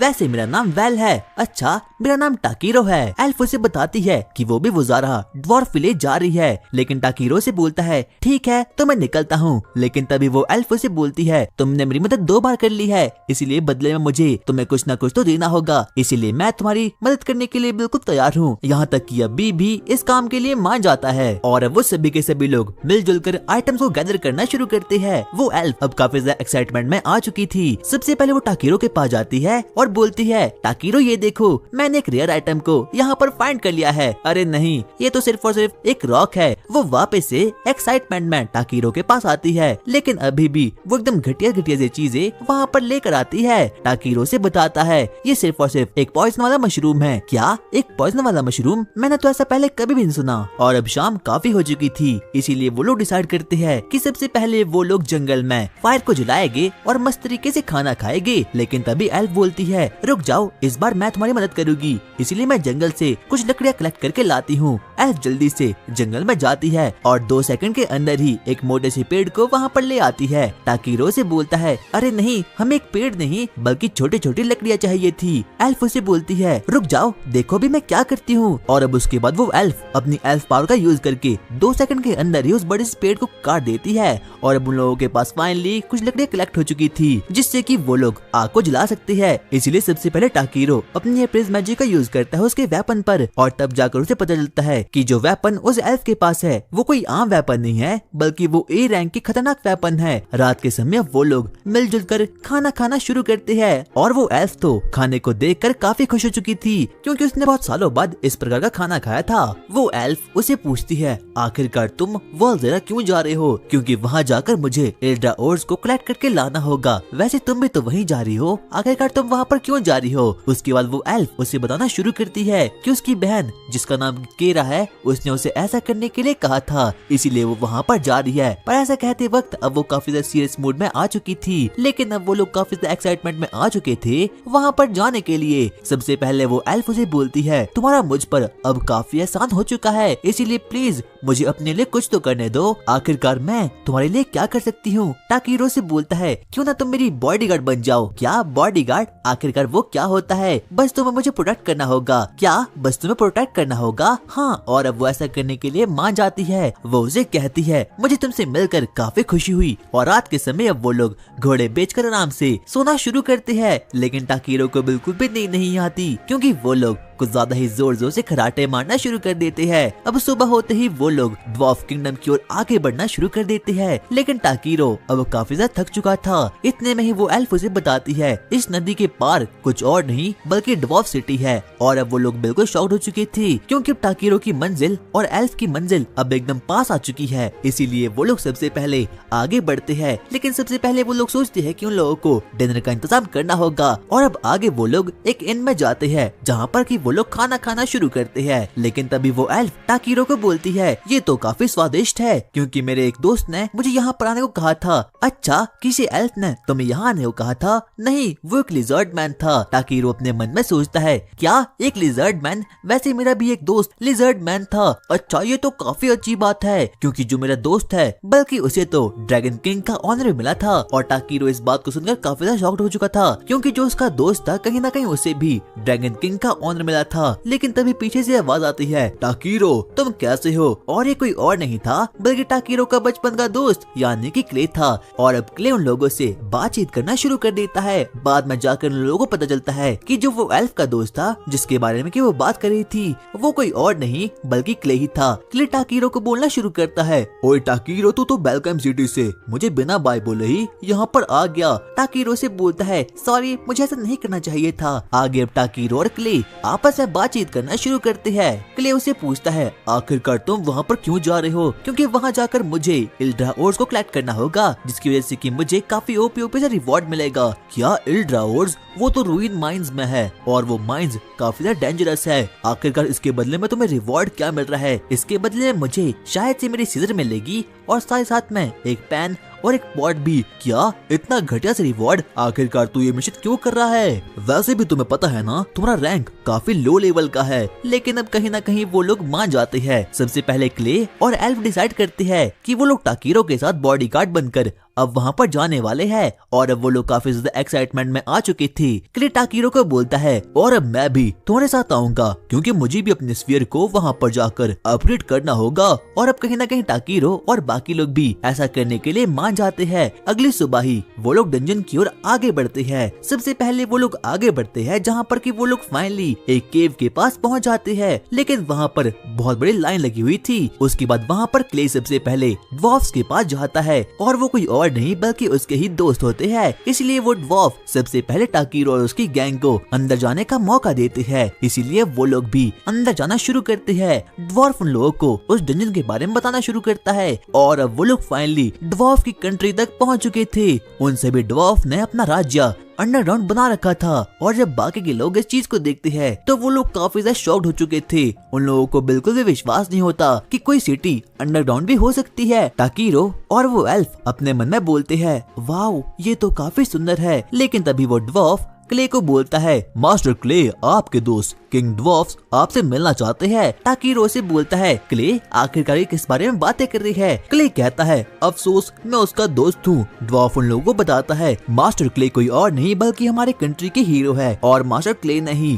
थंडर किंग ज़ेनगम को हराया था। और जब बाकी के लोग इस बात को सुनते हैं तो वो लोग काफी ज्यादा शॉक्ड हो चुके थे। क्ले उन लोगों को बताता है कि जो ड्वार्फ होते थे वो पहले के जमाने में काफी ओपी से वेपन्स को बनाया करते थे, लेकिन वो लोग उसे विल्ड नहीं करते थे। इसीलिए वहाँ पर अचानक से एक ड्रैगन डीमन वहाँ पर आ गया, लेकिन क्ले ने उसे फाइट की और आखिर में जाकर उसे हरा दिया। और तब से ही वो सभी के सभी ड्वार्फ क्ले को अपना हीरो मानते थे। और यहाँ तक कि उन लोगों ने उसे ट्रिब्यूट देने के लिए एक बहुत बड़ी लिजर्ड की मूर्ति भी बना दी थी। और यहाँ तक कि उस स्टैचू के नीचे क्ले का नाम भी लिखा गया था। और अब टाकीरो और उसकी गैंग किंग के महल में जाते हैं, जहाँ पर कि वो लोग ड्वार्फ के राजा से मिलते हैं। बोनो का राजा और क्ले बचपन से ही दोस्त थे। वो उसे बोलता है, और क्ले तुम्हारे क्या हाल चाल है? अबे बूढ़ाऊ, आखिरकार ये मूर्ति के साथ तूने क्या कर दिया? हाँ, मुझे पता था तुम्हें पसंद आएगी। नहीं, मुझे बिल्कुल भी पसंद नहीं आई। तो क्ले, क्या ये सब तुम्हारा ही दोस्त है? और उस बोने का नाम किंग ज़ोरो था। मैं टाकीरो हूँ और मैं एक एडवेंचरर हूँ। और अब उसके बाद टाकीरो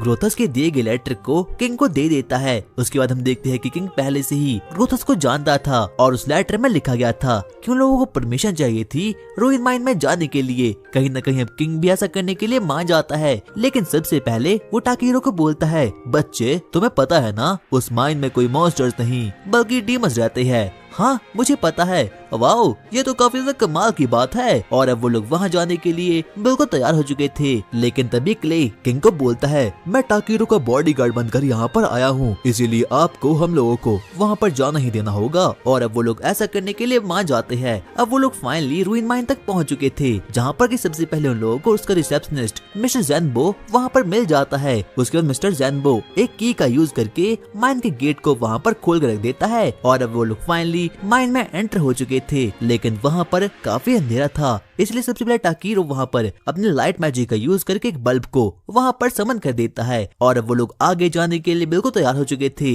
लेकिन सबसे पहले टाकीरो मैप को देखता है और वो मैप बिल्कुल भी अच्छा नहीं था। सबसे पहले वो अपनी मैप मेमोरी एबिलिटी का यूज करके एक डुप्लीकेट मैप को अपने ब्रेन के अंदर बना लेता है। और अब वो लोग फाइनली इल्ड्रा ओर्स को ढूंढने के लिए बिल्कुल तैयार हो चुके थे। टाकीरो और उसकी गैंग आगे बढ़ना शुरू करती है, पर उन लोगों को अभी तक इल्ड्रा ओर बिल्कुल भी मिलते नहीं। उन लोगों को बस सिर्फ और सिर्फ आयरन ओर और बाकी कुछ कॉपर ओर वहाँ पर मिलना शुरू हो चुके थे। लेकिन तभी भी टाकीरो को बताता है कि आगे से कुछ डीमंस आ रहे हैं। टाकीरो भी सबसे पहले अपनी सर्च एबिलिटी का यूज करता है और वहाँ पर तो सच में कुछ मॉन्स्टर वहाँ पर आ चुके थे। क्ले उनमें से सबसे पहले एक मकड़ी को खत्म करके रख देता है और अब टाकीरो भी अपनी थंडर मैजिक का यूज करके दूसरी मकड़ी को वहाँ पर खत्म कर देता है। एल्फ अपनी ब्लेड का यूज करके एक के बाद एक करके उस पर स्लैशेस मारना शुरू कर देती है। और अब उन लोगों ने फाइनली उस मॉन्स्टर को खत्म कर दिया था। और अब वो लोग इल्ड्रा ओर्स की तलाश में और भी ज्यादा आगे बढ़ना शुरू करते हैं और वहाँ का माना काफी ज्यादा थिक होना शुरू हो चुका था, यानी कि वहाँ पर काफी डार्क माना लगा हुआ था। टाकीरो को अपने आसपास इल्ड्रा ओरा का माना सेंस होना शुरू हो चुका था। जल्दी से वो माइन के लेफ्ट हिस्से में जाता है, जहाँ पर कि वो अपनी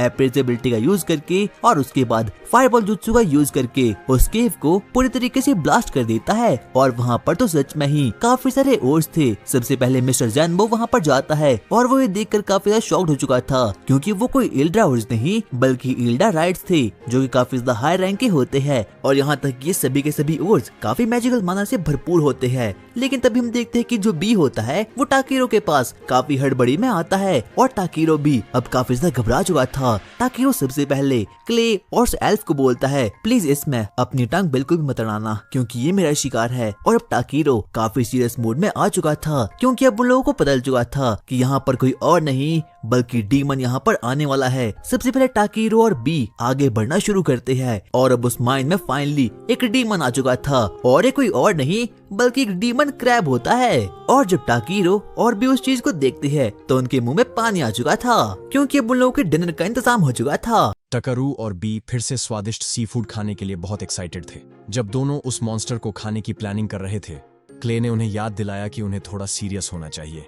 उसने कहा कि ये क्रैब एक डेंजरस हाई रैंक मॉन्स्टर है, इसे मजाक में नहीं लेना चाहिए। लेकिन टाकरू फिर भी बोला, तुम पीछे हटो, ये मैं संभाल लूंगा। वो खुद अपना खाना शिकार करना चाहता था। जैसे ही मॉन्स्टर उस पर चार्ज करता है, वो बी से कहता है मुझे कवर करो, और खुद अटैक की तैयारी करता है। टाकरू अपने शरीर पर एक हर्डन स्पेल डालता है ताकि उसकी स्पीड और स्ट्रेंथ बढ़ जाए। फिर वो तेजी से क्रैब की तरफ भागता है। क्ले और ब्रोलाइट सोचते हैं कि अब क्रैब उसे खा जाएगा, लेकिन बी एक जोरदार साउंड वेव छोड़ती है जिससे मॉन्स्टर कुछ देर के लिए स्टन हो जाता है। टाकरू इस मौके का फायदा उठाता है और उछलकर अपनी स्टाफ से क्रैब के सिर पर वार करता है, लेकिन क्रैब अपने पिंसर से उसे झटक देता। टाकरू किसी तरह अगले अटैक से बच जाता है और बी बर्फ का जादू इस्तेमाल कर केकड़े के एक पैर को जमा देती है। अब जब क्रैब हिल नहीं पा रहा होता, टाकरू स्कैन स्पेल यूज करके उसके शरीर के कमजोर हिस्से ढूंढता है। कमजोर जगह मिलते ही वो आइस नीडल्स बुलाता है जो तेजी से क्रैब के हार्ड शेल को भेद देती हैं। कुछ ही सेकंड में पूरा मॉन्स्टर बर्फ की मूर्ति बन जाता है। टाकरू उस मरे हुए क्रैब को सम्मान देता है, लेकिन क्ले थोड़ा नाराज होकर पूछता है कि वो अकेले क्यों लड़ रहा था। टाकरू माफी मांगता है और कहता है कि उसे डर था कि अगर सबने हमला किया तो उनका कीमती मांस खराब हो जाएगा। क्ले हैरान होकर पूछता है कि क्या वो शुरू से ही उसे पकाने की सोच रहा था। फिर वो याद दिलाता है कि टाकरू उसका बॉडीगार्ड है, शेफ नहीं। टाकरू हंसकर कहता है कि उसे बस चीजें आसान करनी थी क्योंकि उसे क्रैब्स से डील करने का ज्यादा एक्सपीरियंस है। क्ले फिर कहता है कि ऐसी जगहों पर इतना एक्साइटेड नहीं होना चाहिए और उसे अपनी टीम पर भरोसा रखना चाहिए। आखिर में टाकरू अपनी गलती मान लेता है और क्ले उसके कंधे पर हाथ रखकर कहता है, अब चलो इस क्रैब का मांस इकट्ठा करो। टाकरू मांस और आसपास पड़े सारे मैजिक ओर्स कलेक्ट करता है। फिर उसे पास में और खजाने का एहसास होता है और वो जाम्बो से कहता है कि बाकी ड्वार्फ्स बाद में यहाँ माइनिंग कर सकते हैं। जाम्बो की आंखों में आंसू आ जाते। वो टाकरू को धन्यवाद देता है और सोचता है कि शायद अब वही वो बदलाव ला रहा है जिसके बारे में स्पेस मैनेजर ने बताया था। फिर ब्रोलाइट और क्ले वापस जाने लगते हैं। टाकरू सोचता है कि वो वही करेगा जो उसके आसपास के लोगों के लिए अच्छा हो। जब वे ड्वार्फ सिटी लौटते हैं, टाकरू राजा को बताता है कि उसने मॉन्स्टर को हरा दिया है। राजा पहले तो यकीन नहीं करता, लेकिन जम्बो पुष्टि करता है कि उन्होंने सच में उस डरावने डेमन को हरा दिया। राजा कहता है कि वो उस राक्षस का शरीर देखना चाहता है। टाकरू बीच कोर्ट में वो विशाल बर्फीला क्रैब निकाल देता है। भारी मूर्ति के जमीन पर गिरते ही पूरा कमरा हिल जाता है। राजा खड़ा होकर उस पर नजर डालता है और टाकरू की तारीफ करता है कि उसने उसके राज्य को बचाया। वो इनाम देना चाहता है, लेकिन टाकरू बस कहता है, क्या मैं इस क्रैब का बॉडी घर ले जा सकता हूँ? राजा उसके सिंपल रिक्वेस्ट से हैरान होता है, लेकिन हंसकर मान जाता है। वापस लौटते वक्त ब्रोलाइट खुश होती है कि राजा ने उन्हें 3 मिलियन रेव्स इनाम में दिए, लेकिन टाकरू को पैसों से ज्यादा उस क्रैब से बने स्वादिष्ट साशिमी की चिंता होती है। क्ले उसे छेड़ता है कि वो किसी भूखे बच्चे की तरह लार टपका रहा है और शायद उस क्रैब के खोल से नई गैदरिंग कैंची बनाने का सपना देख रहा है। अगले दिन ब्रोलाइट को ड्वार्फ किंग की तरफ से एक खूबसूरत सफेद घोड़ा गिफ्ट मिलता है। क्ले को उसकी स्पीयर रिपेयर होकर वापस मिलती है। ब्रोलाइट घोड़े पर बैठकर अपनी बहन को देने निकलती है। टाकरू पूछता है, तुम जा रही हो? वो मुस्कुरा कर कहती है, तुम्हारा जितना मदद किया वो मैं कभी नहीं चुका पाऊंगी। टाकरू कहता है कि उसे कुछ भी रिटर्न में नहीं चाहिए। तभी क्ले याद दिलाता है कि उनका कैरेज भी आ गया है। कुछ देर बाद ब्रोलाइट अपने नए घोड़े पर उड़ान भरते हुए निकल जाती है और टाकरू और क्ले अपनी कैरेज में घर लौटते हैं। गिल्ड पहुंचकर टाकरू देखता है कि अरियाना नए क्वेस्ट्स बोर्ड पर लगा रही है। वो उन्हें देखकर मुस्कुराती है और पूछती है कि क्या वे अब एक पार्टी बन गए हैं। क्ले बताता है कि वो अभी बस टेम्पररी साथ हैं, लेकिन अलग भी नहीं हुए हैं। ये सुनकर वो बनी गर्ल इतनी खुश होती है कि उछलने लगती है और गिल्ड मास्टर को रिपोर्ट करने भाग जाती है। उसके जाने के बाद टाकरू क्ले से पूछता है कि वो उसके साथ क्यों घूम रहा है। क्ले हंसकर कहता है कि उसे पता है कि टाकरू एक मिस्ट्री वाला इंसान है जिसके पास एक्स्ट्राऑर्डिनरी पावर है और वो बस ये देखना चाहता है कि वो और क्या कर सकता है। टाकरू थोड़ा असहज महसूस करता है क्योंकि अब उसे अपने कुछ सीक्रेट्स शेयर करने पड़ेंगे, लेकिन वो क्ले पर भरोसा करता है। थोड़ी बातचीत के बाद दोनों डिसाइड करते हैं कि वे अब एक ऑफिशियल टीम बनेंगे और उसका नाम रखते हैं एज्योर एबोनी टीम। बाद में टाकरू कुछ हाई क्वालिटी इल्डराइट ओर लेकर ग्रालस के पास जाता है। ग्रालस उसे हाथ में लेते ही कांपने लगता है। टाकरू सोचता है कि शायद वो निराश है या फिर मटेरियल बहुत टफ है, लेकिन तभी ग्रफास और रिबल खुशी के आंसू बहाने लगते हैं। वो कहते हैं कि उन्हें आखिरकार अपने ड्रीम ओरे के साथ काम करने का मौका मिला है। रिबल टाकरू का शुक्रिया अदा करता है और ग्राफस कहता है कि उसने अपने 120 साल के जीवन में इतना अच्छा इल्डराइट कभी नहीं देखा। उनके चेहरे की खुशी देखकर टाकरू चैन की सांस लेता है कि उसका गिफ्ट सही हाथों में पहुंचा। लेकिन रिबल उसे बताती है कि उनके पास इतने कीमती सामान खरीदने के लिए पैसे नहीं हैं, इसके जवाब में टकरू उसे याद दिलाता है कि वो बस गैदरिंग सिजर्स बना दे, वही उसके लिए काफी है।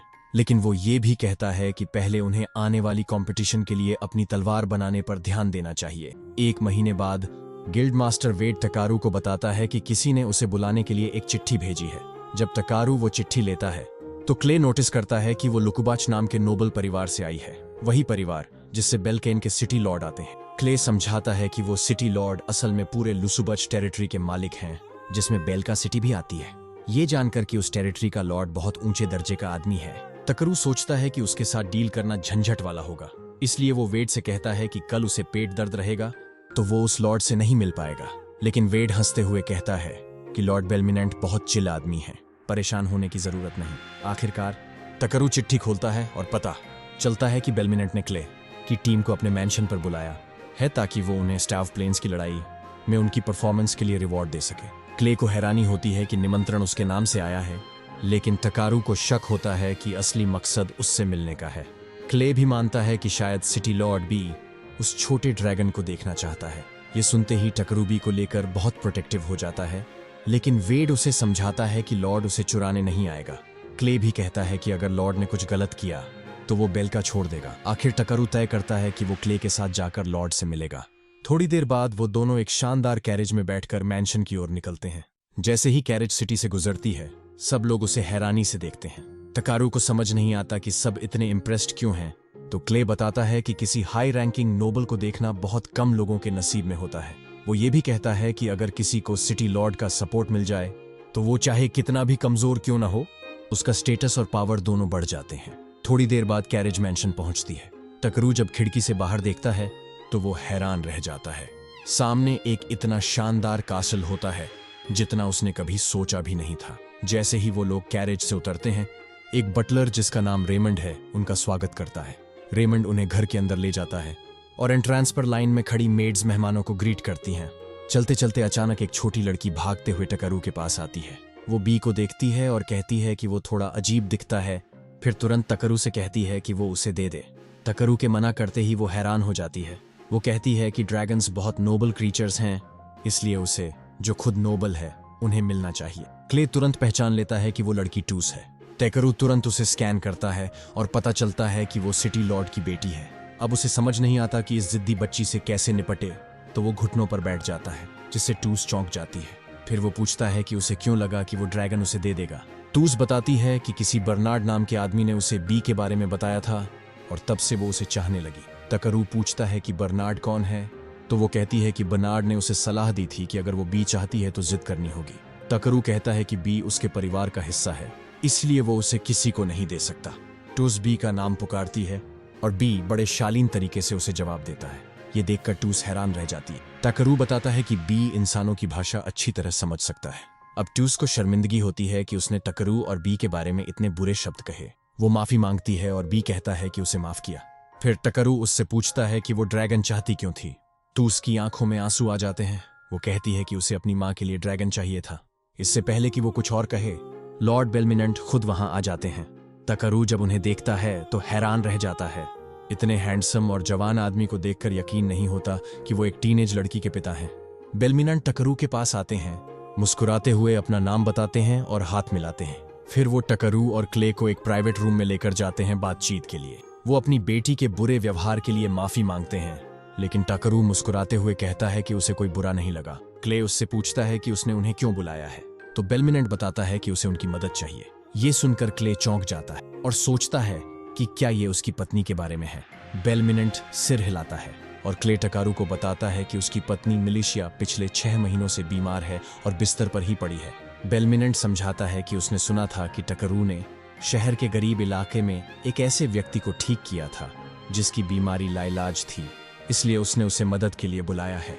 टकरू गहरी सांस लेकर सोचता है कि ये अफवाहें उसकी ही वजह से फैलीं और बेलमिनेंट लगभग गिड़गिड़ाते हुए उससे मदद की विनती करता है। टकारू को याद आता है कि उसने पहले क्ले का पूरा शरीर ही बदल दिया था, तो उसे डर लगता है कि कहीं गलत मात्रा में शक्ति इस्तेमाल करके वो मैडम को नुकसान न पहुंचा दे। तभी बेलमिनेंट बताता है कि टूस अपनी माँ की वजह से ही उस बेबी ड्रैगन को चाहती थी। ये सुनकर टकरू थोड़ा उलझ जाता है। बेलमिनेंट समझाता है कि टूस जल्द ही रॉयल कैपिटल के स्कूल में पढ़ने जाने वाली है और वो चाहती थी कि उसके जाने के बाद कोई प्यारा सा पेट उसकी माँ का साथ दे सके। क्ले ये सुनकर भावुक हो जाता है और फिर गुस्से से टकरू को घूरता है, जैसे कह रहा हो कि अब मना करने का कोई बहाना नहीं है। आखिर में टकारू मान जाता है, लेकिन अंदर ही अंदर उसे अब भी डर है कि अगर किसी गलती से उसने किसी नोबल की पत्नी को नुकसान पहुंचा दिया तो मुसीबत हो जाएगी। आखिरकार वो बेलमिनेंट से कहता है कि वो उसकी पत्नी को देखना चाहता है। बेलमिनेंट खुश होकर उन्हें कमरे की ओर ले जाता है। जैसे ही वो दरवाजा खोलता है और अंदर जाता है, टकरू नोटिस करता है कि कमरा बहुत अंधेरा है और वहां हवा का कोई अच्छा इंतजाम नहीं है। अंदर से मिलिशा की कमजोर आवाज आती है। वो पूछती है कि उसके पति वहां क्यों आए हैं। टाकरू जब उसे देखता है तो उसका दिल बैठ जाता है। वो बेहद बीमार और थकी हुई दिख रही होती है। इलाज शुरू करने से पहले टकरू पूछता है कि क्या वो कमरे में थोड़ी रोशनी कर सकता है, लेकिन बेलमिनेंट बताता है कि उसकी पत्नी सूरज की रोशनी सहन नहीं कर पाती, इसलिए कमरा हमेशा अंधेरा रखा जाता है। टाकरू सिर हिलाता है और धीरे से उसके पास जाकर अपनी स्कैन एबिलिटी का इस्तेमाल करता है ताकि उसकी स्थिति समझ सके। बेलमिनेंट बेचैनी से पूछता है कि क्या उसकी पत्नी की बीमारियां ठीक हो सकती हैं। टकरू कहता है कि वो उसके जॉइंट पेन और बाकी लक्षणों को संभाल सकता है, लेकिन जब उसे आइवोर पॉइजनिंग का नाम दिखाई देता है तो वो उलझन में पड़ जाता है। उसने ये बीमारी पहले कभी नहीं सुनी थी। क्ले नोटिस करता है कि टकरू कुछ सोच में डूबा है, तो वो पूछता है कि क्या कोई दिक्कत है। टकरू कहता है कि इलाज शुरू करने से पहले उसे बेलमिनेंट का पूरा भरोसा चाहिए। तभी मिलिशा धीमी आवाज में कहती है कि उसे बस इतना ठीक होना है कि वो अपनी बेटी को फिर से अपनी बाहों में ले सके, भले ही वो पूरी तरह से ठीक ना हो पाए। ये सुनकर बेलमिनेंट की आंखों में आंसू आ जाते हैं और वो टकरू से विनती करता है कि कृपया उसकी मदद करे। ये देखकर टकरू सिर हिलाता है और उसे वादा करता है कि वो पूरी कोशिश करेगा। क्ले सोचता है कि क्या टकरू वही जादू इस्तेमाल करेगा जिससे उसने अपनी चोटें ठीक की थीं, लेकिन टकरू समझाता है कि अगर वो वाला जादू इस्तेमाल करेगा तो मिलिशिया की सारी मना खत्म हो जाएगी और उसकी हालत में वो ऐसा नहीं कर सकता। फिर वो सोचता है कि कमरे का भारी और अंधेरा माहौल कैसे ठीक किया जाए बिना मैडम की आंखों को तकलीफ दिए। कुछ देर सोचने के बाद वो तय करता है कि वो उसकी आंखों पर हल्का सा हील स्पेल डालेगा और धीरे से कहता है, मिलिशिया अपनी आंखें खोलो। मुलिसिया सिर हिलाती है और धीरे धीरे अपनी आंखें खोलती है। उसे हैरानी होती है कि उसकी नजर कितनी साफ हो गई है। फिर टकारू अपनी स्टाफ उठाकर कमरे की नकारात्मक ऊर्जा को साफ करने के लिए क्लीन स्पेल डालता है। जैसे ही वो मंत्र बोलता है, एक तेज हवा पूरे कमरे में घूम जाती है, जिससे सब लोग चौंक जाते हैं। हवा थमने के बाद कमरा एकदम साफ और हल्का महसूस होता है। अब मुलिशिया को तेज धूप भी चुभती नहीं। बेलमिनेंट अपनी पत्नी की तरफ चिंता से देखता है और पूछता है, तुम ठीक हो? वो मुस्कुराते हुए सिर हिलाती है। आंखों में खुशी के आंसू आ जाते हैं। वो अपनी खुशी बेलमिनेंट से बांटती है। क्ले टकरू को बधाई देता है कि उसने बहुत अच्छा काम किया, लेकिन टकरू खुश नहीं दिखता। वो चुपचाप बेलमिनेंट के नौकरों की तरफ देखता है और फिर धीरे से क्ले से कहता है, मुझे तुमसे अकेले में बात करनी है। बाद में एक अलग कमरे में टकरू बेलमिनेंट को बताता है कि उसकी पत्नी को आइवर नाम के जहर से जहर दिया गया था। वो बताता है कि ये जहर धीरे धीरे दिया गया था, शायद रोज खाने में थोड़ा थोड़ा मिलाकर। बेलमिनेंट हैरान होकर पूछता है कि कोई ऐसा क्यों करेगा, लेकिन फिर उसे एहसास होता है कि ये सब जानबूझकर उसे मारने की साजिश थी। टकरू आगे बताता है कि वो आइवर के बारे में बहुत ज्यादा नहीं जानता, इसलिए वो इसका इलाज नहीं कर सकता। जब वो बेलमिनेंट से कहता है कि वो खुद जाकर इसका एंटीडोट खरीदे, तो बेलमिनेंट बताता है कि इस जहर का कोई एंटीडोट है ही नहीं। वो बताता है कि आइवर टॉक्सिन एक मनाही वाला जहर है जो समय के साथ खो गया और आज कोई नहीं जानता कि इसमें कौन कौन सी चीजें डाली जाती थीं या इसका इलाज क्या है। टकारू सोच में पड़ जाता है और कहता है कि शायद वो इस जहर को खुद से बनाकर उसका इलाज ढूंढ सकते हैं, लेकिन क्ले तुरंत कहता है, इतना आसान नहीं है टकारू, ये एक लेजेंडरी पॉइजन है। तभी बेलमिनेंट को कुछ याद आता है। वो दौड़कर कुछ पुरानी किताबें निकालता है जो उसके पूर्वजों ने लिखी थीं। उम्मीद करता है कि उनमें से किसी एक में उस जहर का नुस्खा लिखा हो, लेकिन जैसे ही वो किताबें खोलता है, उसे पता चलता है कि वो सब एक बहुत पुरानी भाषा में लिखी गई हैं, जिसे वो पढ़ ही नहीं सकता। टकरू सिर हिलाता है और किताबें अपने हाथ में लेता है। अपनी खास लैंग्वेज स्किल की वजह से वो किताबों के नाम तो पढ़ लेता है, लेकिन इतनी सारी किताबें एक साथ जल्दी पढ़ना उसके लिए भी मुमकिन नहीं था। आखिर वो कोई मशीन तो नहीं, इसलिए वो तय करता है कि वो हर किताब को जल्दी जल्दी पलटेगा और सिर्फ जड़ से जुड़ी चीजें ढूंढेगा। अपनी सर्च स्किल का इस्तेमाल करते हुए उसे एक किताब में आइवर का नाम दिखाई देता है। किताब खोलते ही टकरू बेलमिनेंट से कहता है कि इसमें आइवर फ्लावर का जिक्र है, लेकिन वो बताता है कि इसका विवरण समझना थोड़ा मुश्किल है, क्योंकि ऐसा लग रहा है जैसे ये किसी बच्चे ने लिखा हो। सब थोड़ा असहज महसूस करते हैं, लेकिन टकरू फिर भी जोर से पढ़ना शुरू करता है। उसमें लिखा था कि एक दिन एक लड़की जड़ी बूटियां ढूंढने निकली थी और उसे एक बड़ा झील मिला। झील के पास एक घोड़े के आकार वाला पत्थर था, जहां बैठकर वो आराम करने लगी। वहीं उसे सोने के रंग के आइवर फ्लावर्स खिलते हुए मिले। जैसे ही टकरू लड़की की डायरी की बातें बताता रहता है, क्ले उसकी बात बीच में काटकर बेलमिनेंट से कहता है कि वो इस जगह को पहचानता है। बेलमिनेंट हैरान हो जाता है। क्ले नक्शा निकालकर उसे एक जगह दिखाता है जहां उसने घोड़े के आकार वाला पत्थर देखा था। वो बताता है कि उस गांव का नाम अशिथव है। बेलमिनेंट तुरंत नोट करता है कि वो गांव उसकी सीमा से काफी दूर है और वहां पहुंचने में करीब 5 दिन लगेंगे। तकरू सुझाव देता है कि मैडम के इलाज के लिए उन्हें तुरंत निकल जाना चाहिए। सब लोग महल से बाहर जाने की तैयारी करने लगते हैं, लेकिन तभी बेलमिनेंट के एक नौकर की नजर खिड़की से उन पर पड़ती है। जाने से पहले टकरू बाहर कुछ मैजिक स्टोन्स रख देता है। क्ले हैरान होकर पूछता है, ये क्या कर रहे हो? तो टकारू बताता है कि ये सिक्योरिटी स्पेल है, ताकि अगर कोई उनकी गैर मौजूदगी में मुलिशिया को नुकसान पहुंचाने की कोशिश करे तो वो तुरंत पता चल जाए। बेलमिनेंट को एहसास होता है कि वो अब तक कितनी लापरवाही कर रहा था। तभी टूस दौड़ती हुई आती है, चेहरे पर शर्म और पछतावा लिए हुए। वो जल्दी से टाकरू से माफी मांगती है कि जब वो पहली बार मिले थे तब उसने उनके साथ बुरा व्यवहार किया था। टाकरू उसके बदले हुए रवैये से हैरान होता है और मुस्कुराकर कहता है कि उसकी बातों ने उसे चोट पहुंचाई थी, लेकिन वो इस बात से खुश है कि उसने अपनी गलती को पहचाना। टूस थोड़ा उलझन में पड़ जाती है तो टाकरू समझाता है, जब कोई इंसान अपनी गलती मानता है तो इसका मतलब है कि वो दूसरों की भावनाओं की कद्र करता है। वो उसकी तरफ देखकर हल्का सा मुस्कुराता है और पहली बार ट्यूस के दिल में टकरू के लिए सच्चा सम्मान महसूस होता है। टकरू मुस्कुराता है और कहता है कि अगर टूस इसी तरह समझदारी से पेश आती रही तो उसकी जिंदगी में रिश्ते हमेशा अच्छे रहेंगे। उसकी बातें सुनकर टूस की आंखों में आंसू आ जाते हैं। टकरू उसे माफ करता है और प्यार से याद दिलाता है कि उसे अपने बर्ताव का हमेशा ध्यान रखना चाहिए। वो सिर हिलाकर हाँ कहती है, लेकिन तभी टकरू उसे चेतावनी देता है कि जब वो यहाँ से चला जाएगा तो बेलमिनेंट के कुछ बटलर्स उसे धोखा देने की कोशिश कर सकते हैं। इसलिए वो उसे समझाता है कि किसी भी बात पर फैसला लेने से पहले हमेशा अपने पिता से सलाह करे। फिर टकरू और क्ले वहाँ से निकल पड़ते हैं। दोनों अपने घोड़ों पर सवार होकर तेजी से दौड़ते हैं। टकरू एक हल्का सा स्पीड स्पेल डालता है ताकि उनकी रफ्तार बढ़ जाए। क्ले को वो ताकतवर एहसास बहुत रोमांचक लगता है, लेकिन कुछ ही पल बाद उसका घोड़ा ऐसा भागता है जैसे कोई रोलर कोस्टर हो गया हो। टकरू को समझ आता है कि उसने जादू में थोड़ी ज्यादा ऊर्जा डाल दी थी,